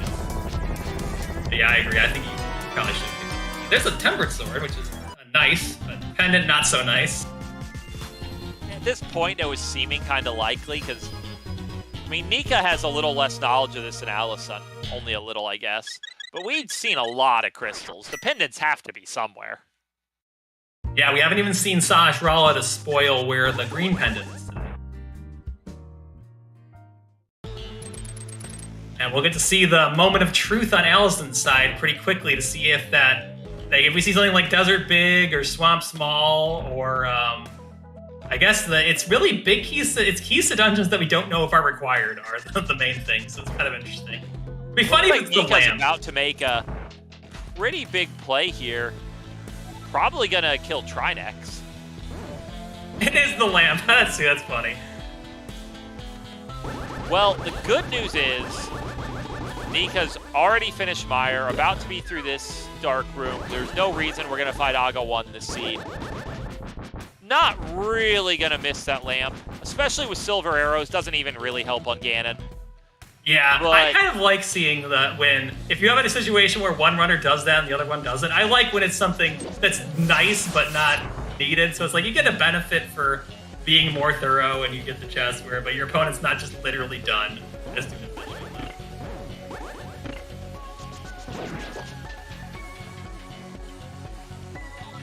And something, so we'll see. I don't know if we know where this. We did see Turtle Rock Middle, I think, or Turtle Rock Middle somewhere. Yeah, but I do not believe we've seen front of Turtle Rock, and that is going to be revealed to us pretty immediately. That Tempered Sword also almost certainly made this play a lot more palatable to Nika, because without Hammer, this fight with Master Sword is pesky. It's not nearly as bad because of the half magic, but it's still just a very annoying fight. Tempered makes it a pretty simple matter. Yeah, because unless you have a magic refill, you have to be careful. There's some fast strats with the Master Sword that you can do if you just spam the shots, but if you don't have the magic refill, that's risky.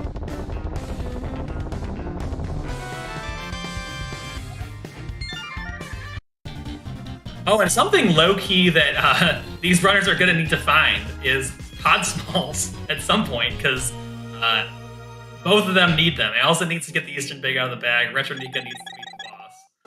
So those will probably show up, but you do have some random rogue seeds where there's like 2 of them in the climb, 1 of them in one of the 6 locked key for a key situations in pod, and then the last one's just somewhere stupid like you're a basement.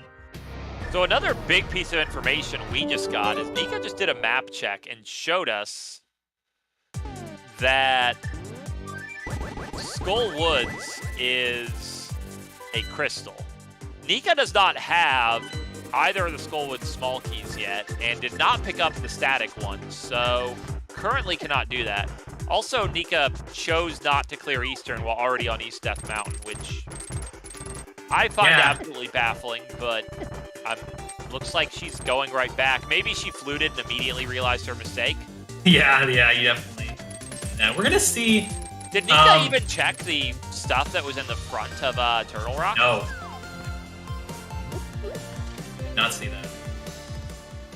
And something else, I don't even know where that Tower of Hero Small came up. Was that in Myers? No, it wasn't in Myers. I have no idea where that was. But in any case, Alaszun has it, and with that lamp, he can actually check it. So we'll see if this leads to anything. Because that lamp actually for Alaszun was quite big because he didn't have the fire rod yet, so that's his first fire source. Yeah, of course, he's going to feel a little annoyed when he goes to Hookshot Cave next door and discovers it's just everything. He's going to probably assume, very rightly, that he's getting that stuff way later. Big Kia Swamp Palace, not that exciting. Small Kia Swamp Palace on Nika's side, very exciting. Oh yeah, I tell you, you definitely want the small more than the big for some weird dungeons like that. And yeah, I think Alaszun will be Nika has learned from a map that Swamp is a green pendant. We still haven't seen Swamp. It isn't exactly unbelievable that Swamp could just be total bait. Yeah, it could even be unavailable in somewhere like GT or somewhere in the pyramid locked by the red crystals.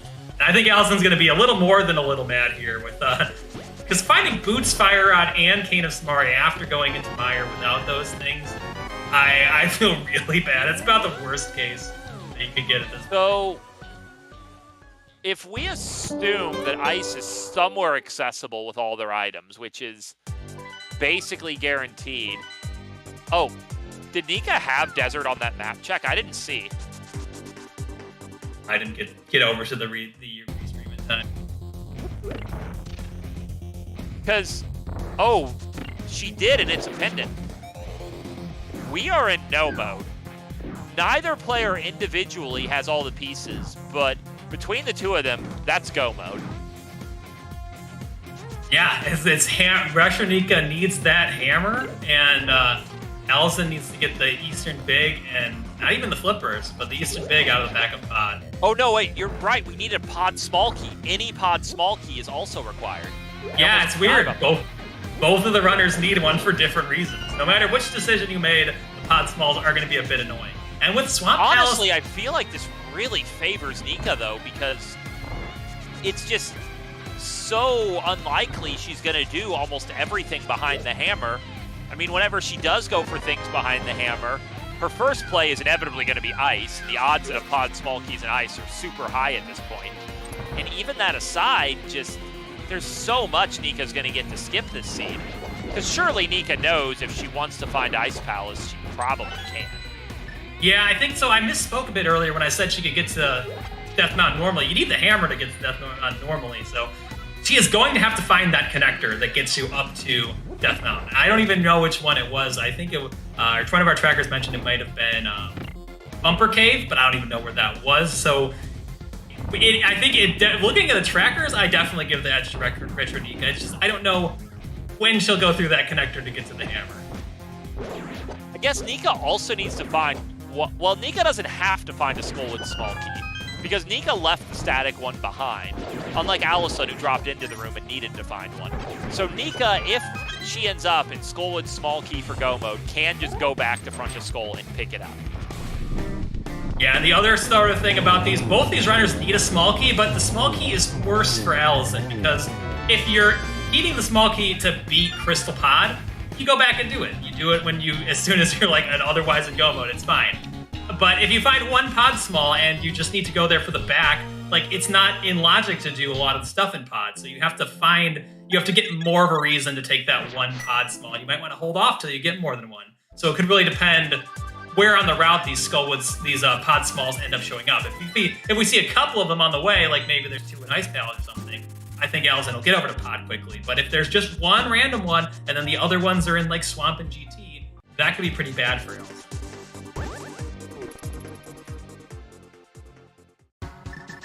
And yeah, Nika's heading back over here to Ganon's Tower. This makes so much sense. This is clearly the density play, but...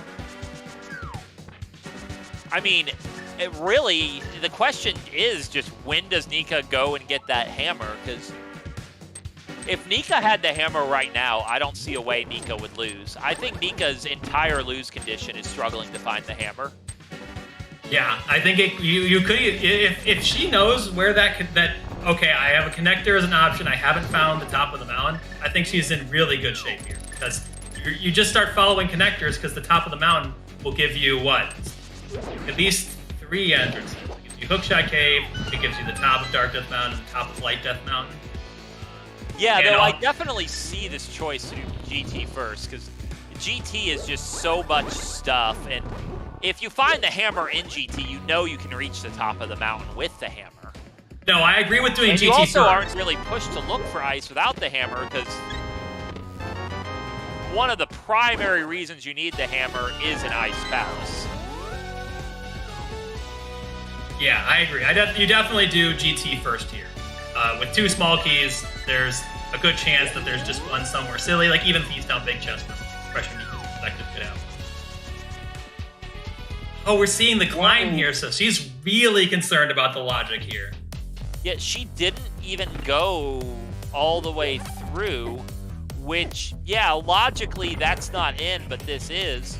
I guess I can see the thinking where you're like, you know, the odds are one of these remaining GT small keys is just behind hammer anyway, and honestly, that's probably true. But this is bold.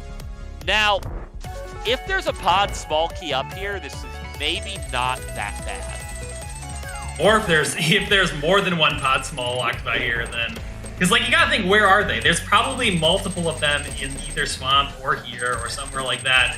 And maybe there's a key for a key in pod, because like it's kind of crazy that they haven't shown up. These runners have both cleared a lot of dungeons between the 2 of them. Yeah, I would see. I'd be gambling.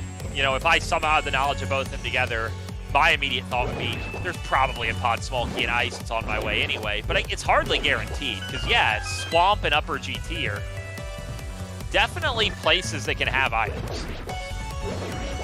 Yeah, I think I think Alaszun's gonna have a little bit easier of a choice out of here. I don't know when he'll ever get that Easter egg. That's really the main problem that he's gonna have to deal with. Because once you're done with Meyer, you just go on a hunt for swamp and ice. When you find ice, you beat it, and then if you still don't have what you're looking for, you go into swamp. Maybe you don't do left side, depending on what you find. I mean, Alaszun is basically just protected from swamp, because in addition to the Eastern Big being in the back of pod, that's true. Also, the flippers are. Yeah, so you need to find that ice palace anyway. So I think Alaszun just goes on a search for ice palace, maybe hoping to find that Eastern Big in some random entrance or ice palace itself. Yeah, so in that sense, Alaszun, even though he's behind in linear progression, he has a somewhat more straightforward path through the seed here. Though, of course, there's always the risk, if Ice Palace is behind this Vamos, that could throw a wrench in his plans. Yeah, it could be that Ice Palace is just in the Turtle Rock entrance. Yeah, he is going to get his Ether right now. We don't know what the TR Medallion is, but if it's Ether or Quake, he's going to be able to deal with it. Wasn't Vamos also in back of pod? Yep, that's in pod big chest. It's crazy. We got Ice Palace Big is also in pod.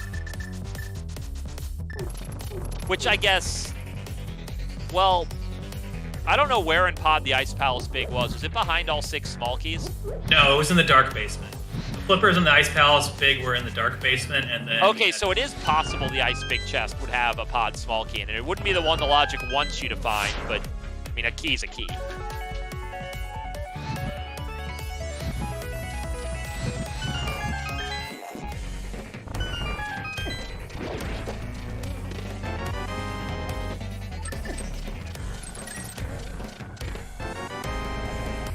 Oh, and Chad asking about Myra, I don't think we saw that just the way that we went through the seed, because when Retronika went there, she had not gotten Bombos yet. I think Myra entrance is also. Yeah, so it's still a mystery to us what the Meyer entrance contains. But we know it requires Bombos, and that is an item that, realistically, by the time Alaszun gets it, he's going to be in go mode. Oh, and we got... Retronika's going to have to be careful. Okay, so he gets the powder, because it's down to 1.5.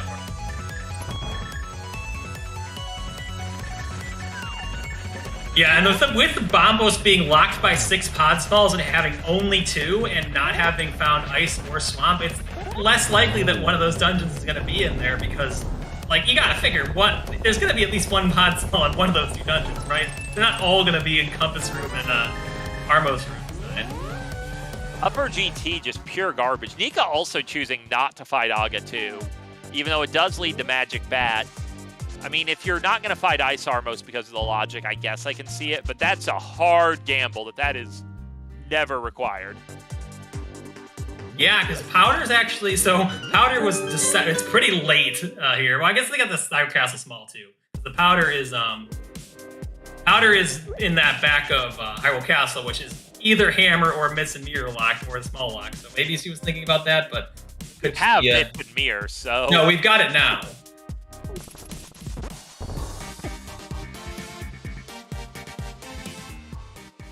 But yeah, Nika definitely making a few skips that with what we know these skips are good. Well, probably good, unless the pod small keys are insane. Yeah. But definitely playing aggressively, which honestly I kind of like it.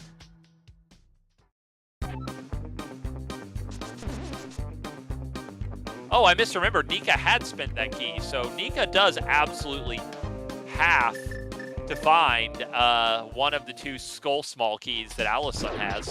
No, I don't think she picked up the static key because that's the only door she opened. I think she. But like that, she was in the room with that chest. Oh, did she not pick up the one just under the pot? That's what I think. Yeah. It's a little unusual. There's a GT small, which that's probably the worst feeling item she could have found. Yeah, that's why I wouldn't skip Ice Armos in that scenario. Just because it's like there could have just even been a GT small key in the client even, so it was very, very likely that it was something that was in logic. Yeah, but like the reality is, Nika needs to start checking connectors soon, because her sort of static lead over Alaszun is not very big at this point. Nope, every second that she's not checking that connector gives Alaszun the chance to find Ice Palace, and then as long as the pod smalls are not terrible, he'll eventually get one or two and then go over to pod and get that Easter Big. Yeah, and Alaszun right now, he's knocking out the series of checks that ultimately are going to lead him to Ice Palace. So a lot of what he's doing right now is stuff she will have to do eventually. Granted, she's transitioning into that, but finding ice is not going to be great for her. Because when Alaszun finds ice, he has absolutely no reason not to clear it. And even though we know all the stuff she has that he needs won't be there, if a pod key's in there, and it likely is, that just pushes him forward.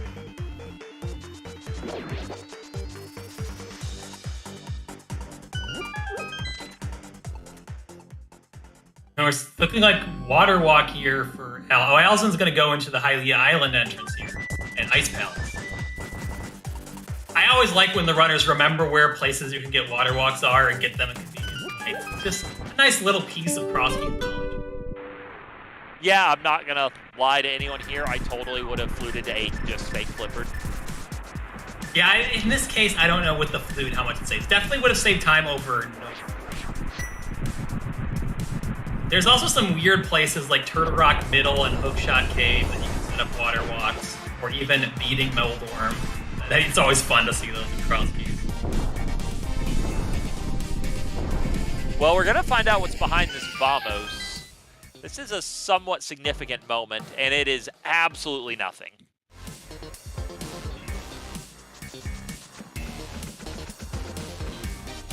Yeah, if that had been specifically Ice Palace, that would have made, well, it would have raised a lot of questions about what the scene even wants from you, to be honest, but it would have made things very tricky for Alaszun.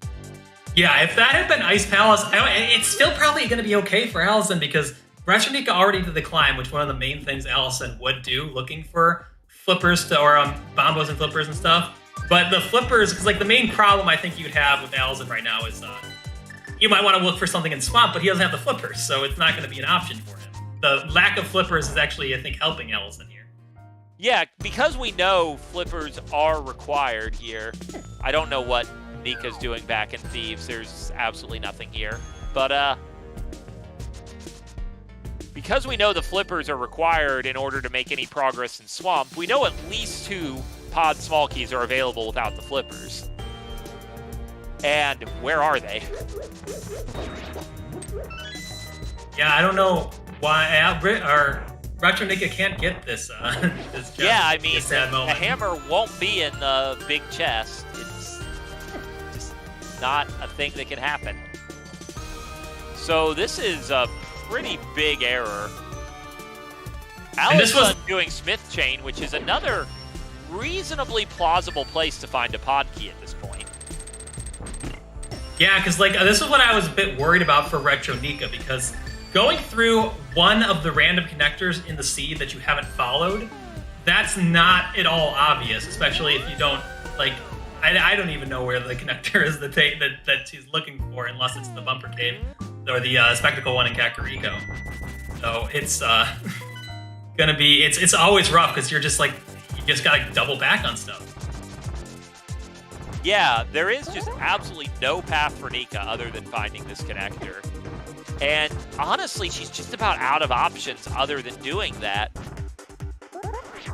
Yeah, it's just that it's about an hour and 50 minutes, and you've got to remember a connector that you may have seen in the first 30 minutes of the seed. And like sometimes you might, depending on how you're tracking it, you might have missed it. And it's also not immediately obvious that that's what you're looking for. And she still has Ice Armos as well.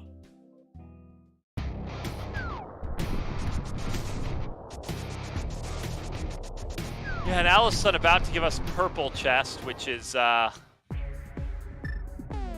here's I Bumper think Cave. this is it. Yeah, this is the one that our tracker, I believe our tracker, this is the one that Retronika is looking for. So this is really what she needed. So now the timer is kind of on Alaszun to find the stuff that he needs. Whereas, or no, it's not this one. And look, maybe it's this entrance. Is it this one? What is in this cave? Oh, it is this one, but it's through two connectors. This one will take you to the... Ooh, that's a Purple Chest is a pod small. We have intrigue here because going to the back of pod is just by far the best remaining play for Alaszun, and that's going to put him in go mode. Well, once he finds Ice Palace, I agree. I think he's going to still... But,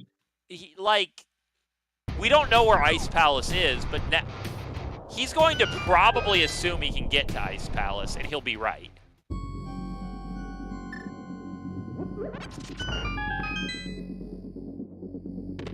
Yeah, so, because but the pod is very good. It's just you don't know if he'll get pushed back there for just the one key. You might try to do more. I think he'll at least try to find Ice Palace. And if it ends up being that Ice Palace could be in the pyramid, which would be, that'd be really good for Retronika, because the Eastern Big being where it is, you're never going to find that until you do pod. Yeah, Nika is going to give up a little time by checking. Well, I don't know if this is giving up time or not. Because honestly, Nika, after finding this hammer, probably goes straight over and checks the TR entrance, which, I mean, it's pretty believable that's where Ice is. And at this point, given that Ice and Swamp haven't shown up, Swamp doesn't have to be anywhere we can get to. Swamp can be behind the GT entrance. Yep. I think the only other, Turok entrance is one, and then another one is the hammer pegs, right? Did we see that from Al? I think maybe Alaszun saw that one. So yeah, I guess probably it is going to be the Turok entrance. Oh, hammer pegs plus swamp. Nika's checking a bunch of these other entrances Alaszun's already checked before the TR entrance. Oh, yeah, Hammer Pegs a Swamp Palace. That's fine. There's really no reason either player should ever go in. And the Turtle Rock entrance that Nika just left behind is Ice Palace. Oh. That's a devastating decision. Yeah, because I think this would be her race to lose if she got into Ice Palace. Yeah, because, I mean, she would still be needing there to be a pod small key in here, and honestly a skull small key. Well, no, there can't be a skull small key in here. She has to find one of the two that Alaszun has. I have no idea where they were, by the way.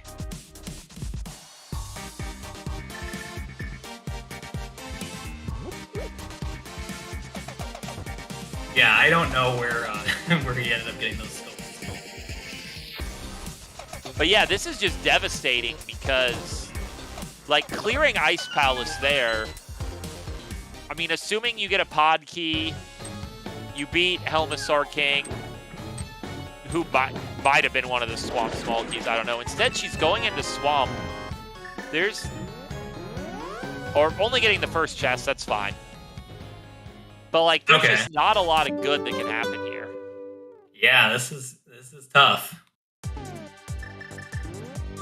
I think what it could be is a lot of times in these Crosskeys seeds, you think, okay, I can't do Turtle Rock entrance. I don't have the hammer. And then you get the hammer, and then it's like, oh crap, I could have done that. Yeah, it's a difficult thing for a lot of players to... You have a route you've planned out, and then you find an item that just immediately changes what's optimal, and you have to just make that adjustment real quick. But Alaszun he's going to full clear ice, which from his perspective is absolutely the thing to do. For all he knows, Eastern Big's in here. So we're going to learn, is there a pod small key in here? So far, the answer is no, which is frankly shocking, but so far, the answer is no. Yeah, I mean, is there really going to be 4 pod smalls in Swamp Palace? I guess there's still... There can't be, because 4 pod smalls gate the flippers. Yeah, you're right. So there can only be at most 2 in there. I mean, I feel like there's going to be 1 I think is in pod. I think that's a pretty safe assumption that we'll have one of them be in one of the 6 key lock chests. And well, we know the one Alaszun has that Retronika doesn't is Purple Chest, which is just a wonderful check. I think everyone always is happy to see that one be required. And then we've got GT Big and, or no, I think Alaszun did GT Big. We have, oh no, he did Ice Arrows and GT Big, so yeah, there has to be one in Ice Palace.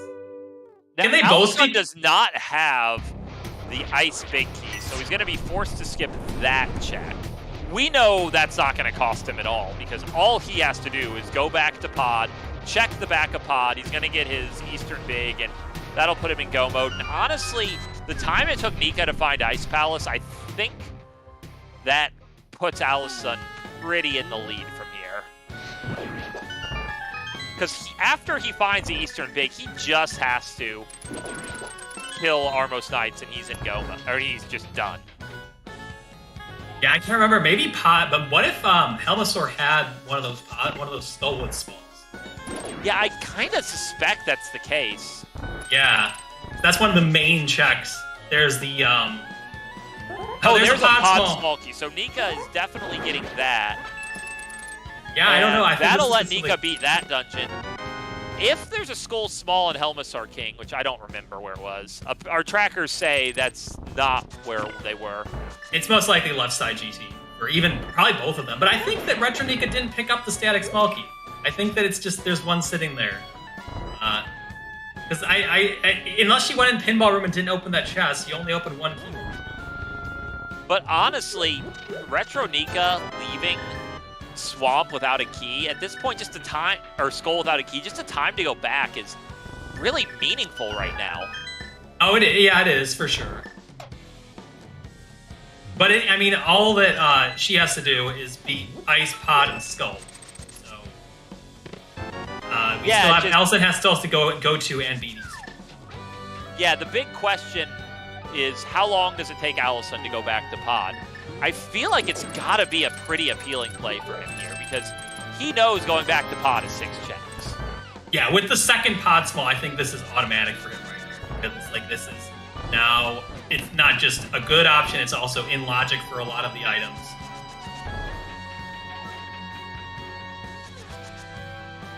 And yeah, he's right back here. And he, from his perspective, he can do the entire back here, including one more check that Nika didn't make. The check he didn't make in ice was a piece of heart, so whatever.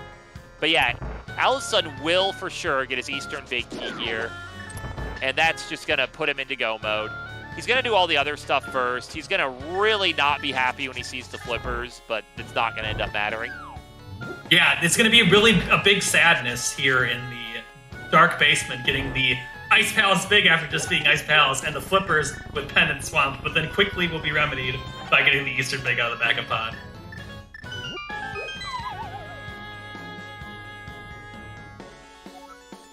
Yeah, it's a huge eye roll there. You're like, oh, okay, so I have a horrible chest back in ice. Now I can full clear swamp. We all know it's in swamp. I mean, the logic probably wants him to go to swamp, because that's probably where the other 2 pod keys are. Yeah, at this point. Now that we've even seen, I was really banking on Harmless Hellway being one of them, but not today.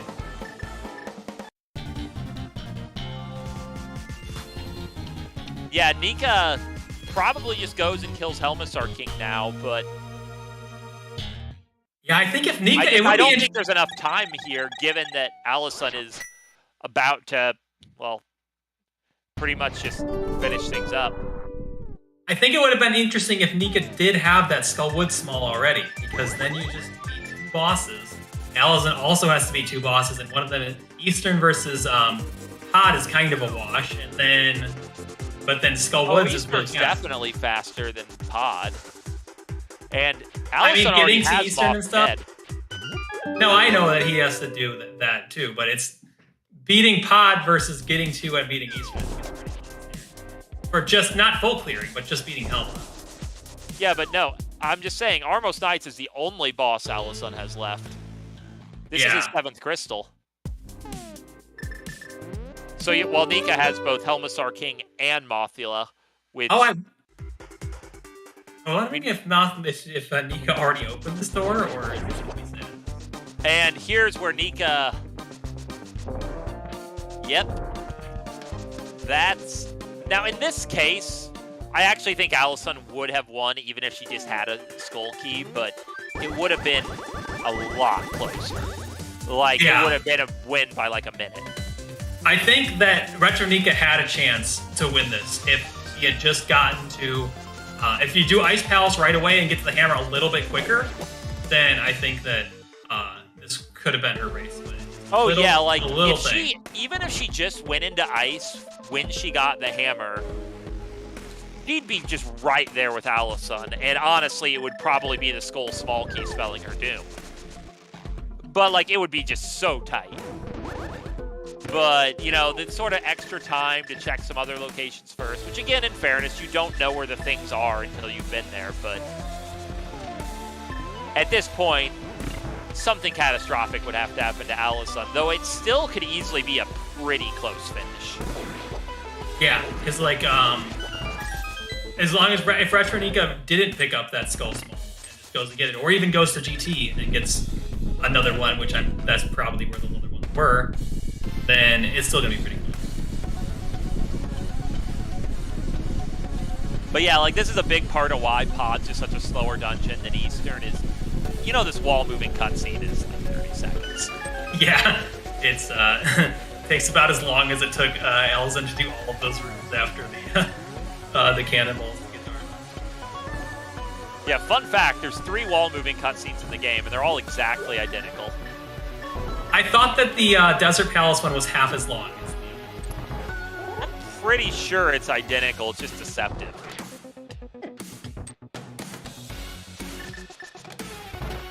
Alright, Alaszun's got that 7th crystal and just needs to go over to Kakariko to get the Ganon. So just a quick, already got the flute ready, gonna go drop right into Ganon. Got the gold sword and the silver, so it should be a nice and quick Ganon fight as well. That's the thing about Crosskeys. You often get these just completely free red mail 15-card gold sword silver Ganon fights. Yeah, it was actually part of the design idea behind this mode, that go modes would be short. Lives up to the billing on that one very often. Yep. Well, these runners have quite short go modes. Than really just having the Eastern Palace. And yeah, I mean, even more than the red mail 15 hearts, like Cold Sword Silver's Ganon isn't exactly making anyone sweat. Yeah. And even if you can only have tempered, if you've got the red mail and the silvers, it's just completely free to just damage, face tangle the fire bats and get the double one cycle. All you gotta do is honestly, when I'm going into Gold Sword Silver's Ganon, I get hit by a fire bat on purpose because I just find the sword beams annoying. It is. It's just uncanny when you're that deep into the Ganon fight with sword beams.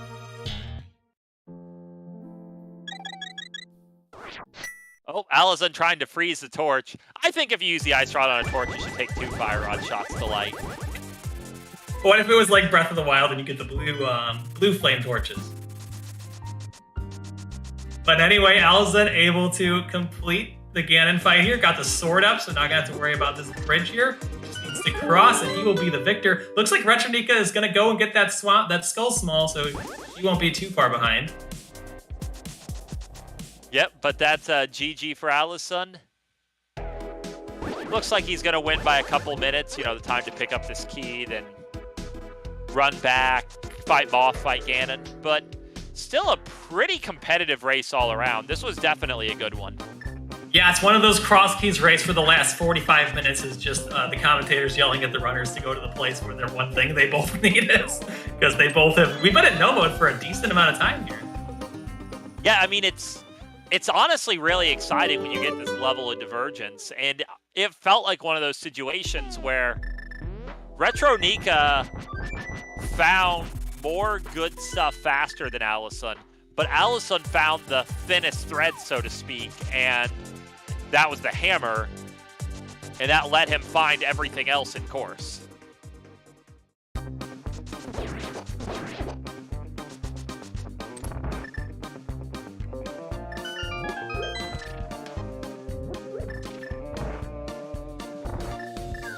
We'll have to see if either of these runners will join for interviews afterwards. Of course, there's always the tiniest bit of immediate spoiler. It's a close race when you're not done and your opponent does not immediately forfeit, especially on a restream that usually tells you they're close to finished. Yeah, especially in Crosskeys. If you're 2 items from go mode and your opponent finishes, yeah, you're probably going to forfeit, because those can be basically anywhere, but you're already in go mode in Crosskeys. Just finish. You can just finish up. You invested 2 hours and 7 minutes in the seed. Yeah, but you finish, you look down 15 seconds later, your opponent hasn't entered a dot forfeit, you're like, oh, I didn't win by much now, did I?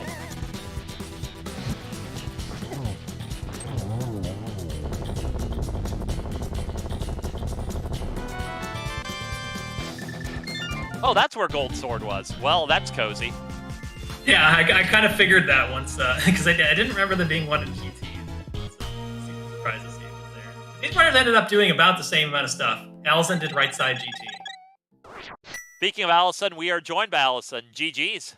Jeez. So if you had to guess what the critical item was that put you ahead by honestly not very much, what would you guess it was? Ether. It was the hammer. That was the other thought I had. It was in kind of a bad spot, so I wouldn't have been surprised if I had been to it earlier for sure. So the most fascinating thing about this race was that when you were both in pod, you made opposite decisions. Nika got all those items, including the Eastern Big Key, while you killed the boss.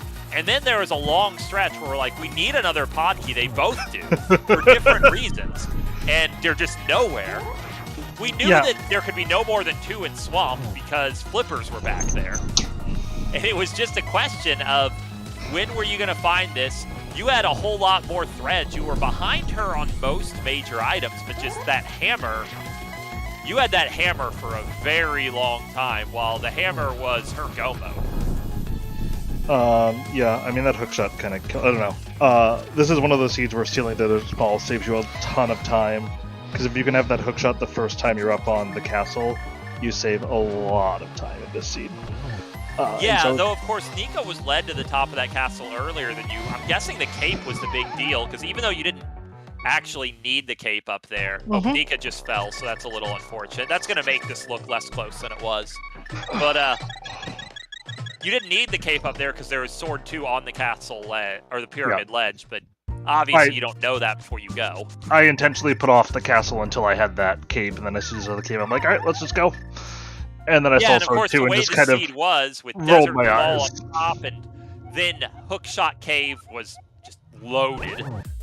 Hookshot Cave was... you went to that castle top, the better it was. Hookshot Cave was so loaded, and it was also so gross to get back to. The only, nice part about it is the fact that you got the flute up there. your first time, which made it slightly less bad. But yeah, I was pretty scared when I got to, because I mean, like, you get the hook shot and like, all right, well, let's go do left side GT. No. Let's go do no. And it wasn't really until you did hookshot can't do like, oh, here's the everything. Well, you want to know something a little spicy? So Nika did right side GT and the climb instead of left side GT. There are no pod keys anywhere there either. I mean, I think I found all of the pod keys. No, you only got. No, 4. I didn't. No, I only found 3. Sorry, no, I meant I found all the logical ones for the stuff, Yeah. for the flippers. Yeah, the last. I only like, found. It's almost assuredly at this point there are 2 in Swamp. But one of them was on Cold Stair. No, there can't be 2 in Swamp. Because the 4th one I got was on Cold Stair, I'm pretty sure. Oh yeah, you're right. Because the Cold Stair was locked by 4 spots. And Ice Palace Big was in 4. So there's a logical small out there in something. I feel like didn't it's do. just gonna be vanilla big key chest has a key. This just smelled like key for a key. No. That doesn't put you in logic. No, it wouldn't put you in logic. There's gonna be one somewhere else. So I mean, I suspect there's one behind the flippers, but there's one out there still. I mean, it could be in the vanilla big key chest because that would be good for a 4th. But would it would be because the vanilla. It's key for key. It is key I for trust key, but you need. I didn't think it could be key for a 4th. I thought it could only be key for a 6th. It can be key for a 4th. Okay. Well, one of us wrote it and one of us didn't. So. Yeah, that's Yeah, I mean it's so thin because the other possibility is like Magic Bat, but that would need all the GT smalls. We didn't find those either. There's almost assuredly some of those in Swamp, and if even a single one is, then it won't be Magic Bat. But it would be... And as far as item caves, like entrances, you guys, either of you checked. I got GT and the pyramid. I guess the pyramid. No, because the pyramid can't have one because of the red crystals.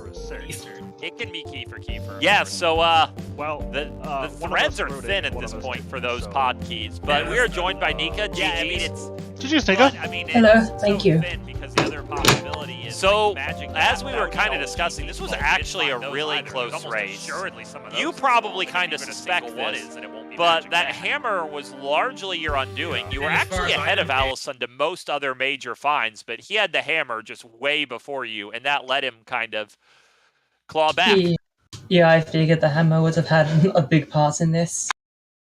Though honestly, I mean, at the time I was kind of thinking, if you had checked what was in the Turtle Rock entrance right after finding the hammer instead of going and doing a couple other things first, I think Alaszun still would have won because of the Skull Small Key issue, but it would have been down to that. Yeah, I think you'd be right in saying that. I guess you didn't get your lamp then. If hammer was your go mode. Oh, yep. I don't even know what the lamp was. Thieves' I 10 see big everything in the chest. blind room. Sorry. Thieves' 10 big chest.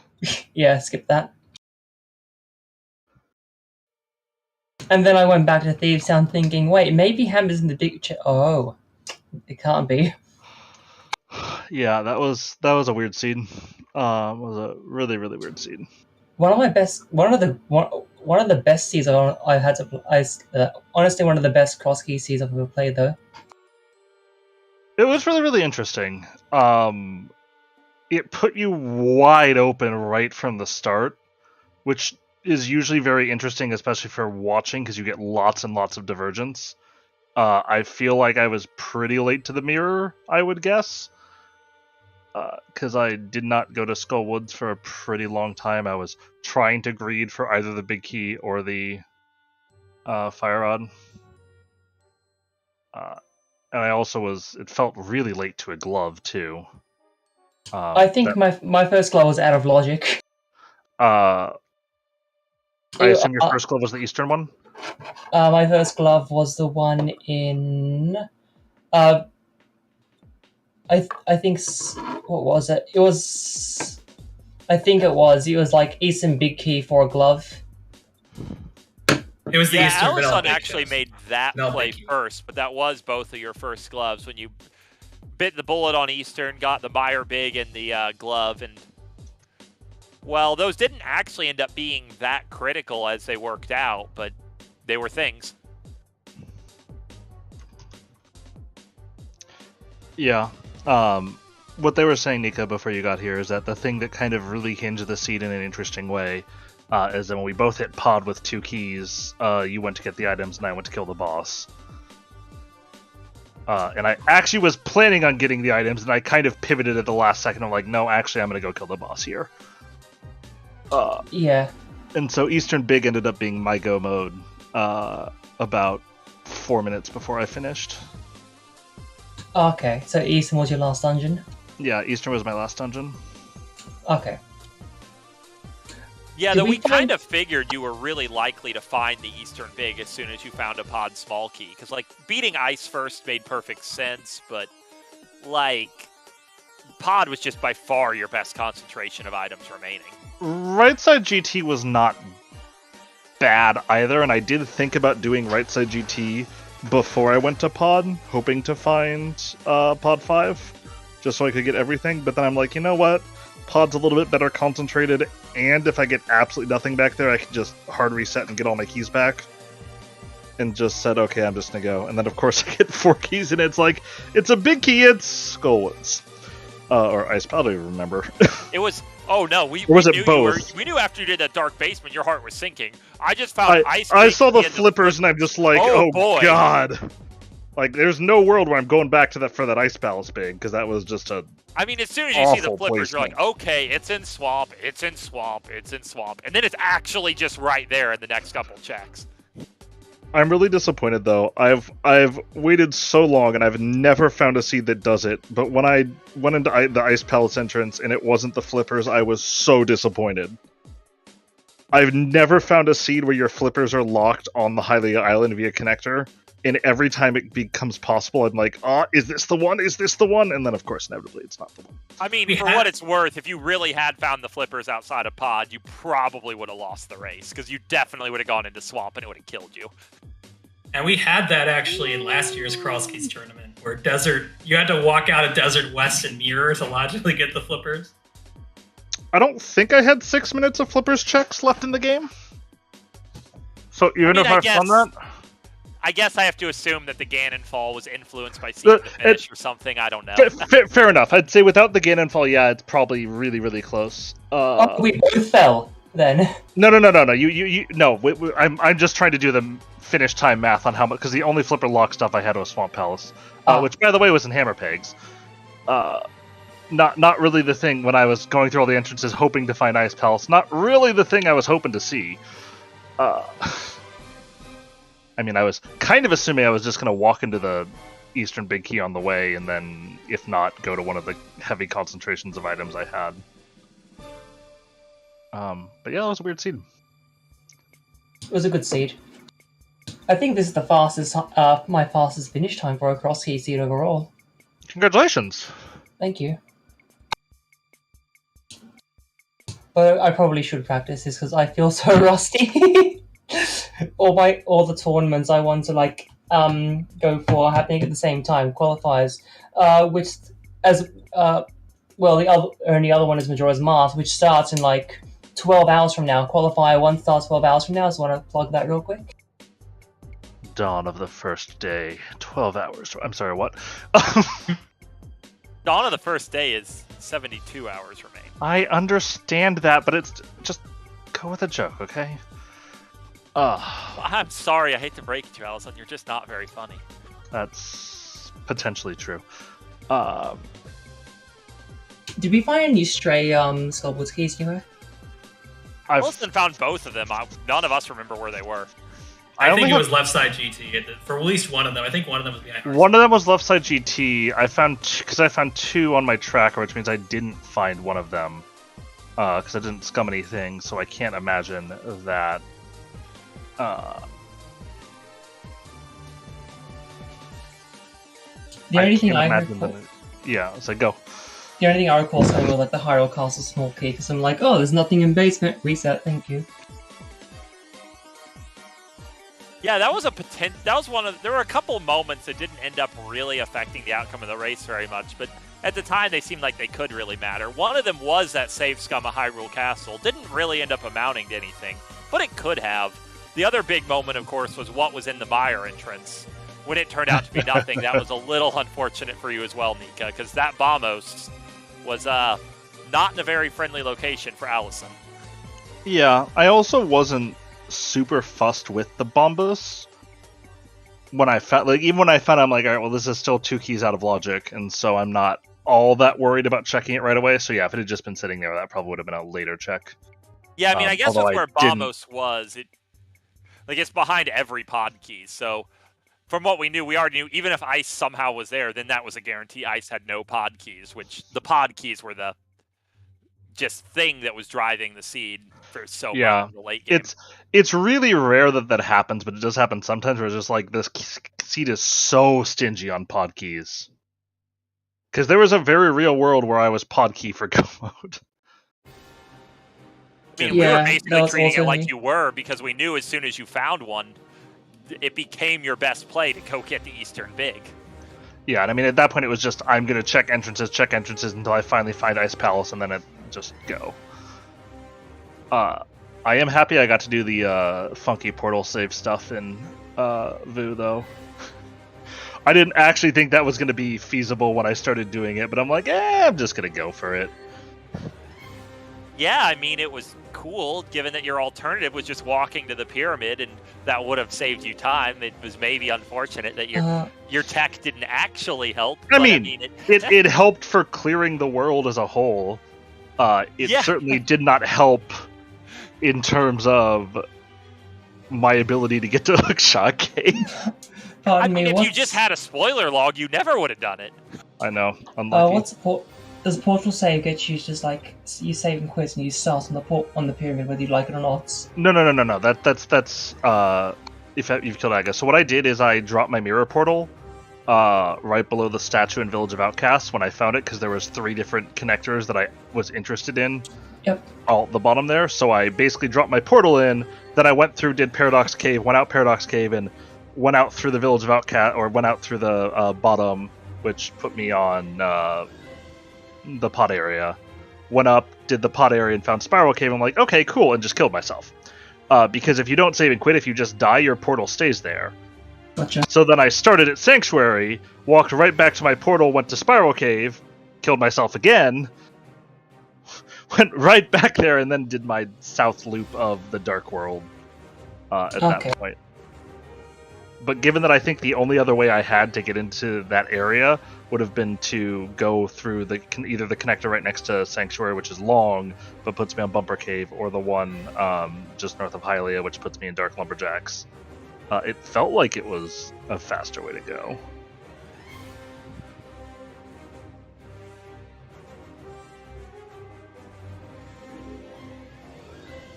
Yeah, it was definitely interesting. There were lots of divergences. Pretty good race overall. I think we're about ready to wrap this one up. GG's Alaszun. Congrats on going to 1-0, and congrats on a real close race, Nika. Look forward to seeing what both you do in round 2. Thank you. Thank you. All right, well, definitely give our runners a follow here. You'll get to see more of their races, and shout outs again to my co-com Amazing Amp for us. Great to be on the mic here with you, and shout outs to our trackers Jinxie Girl and Blibberl. Yeah, great job, both you guys and gals, and everyone did part of this thing. So that's it for ZSR tonight. There'll be some stuff going on tomorrow. We've got, thank you for linking the schedule, by the way. We've got, like they're talking about, the MM first qualifier around noon EST tomorrow. There's also a few other things going on. We're going to try to get some more Crosskeys in tomorrow too, I'm sure. Let's see what else we got here. Yeah, so we got at least 2 other Crosskeys, 1, 2, and 6 tomorrow. And okay, so yeah, the Wind Waker Randomizer's weekly race will also be tomorrow. So a bunch of stuff going on, and then a few things, and of course the ALttPR's weekly race for the NA, and then on Sunday we've got Minish Cap Randomizer and the OTU Randomizer race. So a bunch of stuff going on this weekend. Feel free to kind of swing around. You're bound to catch something on one of the channels.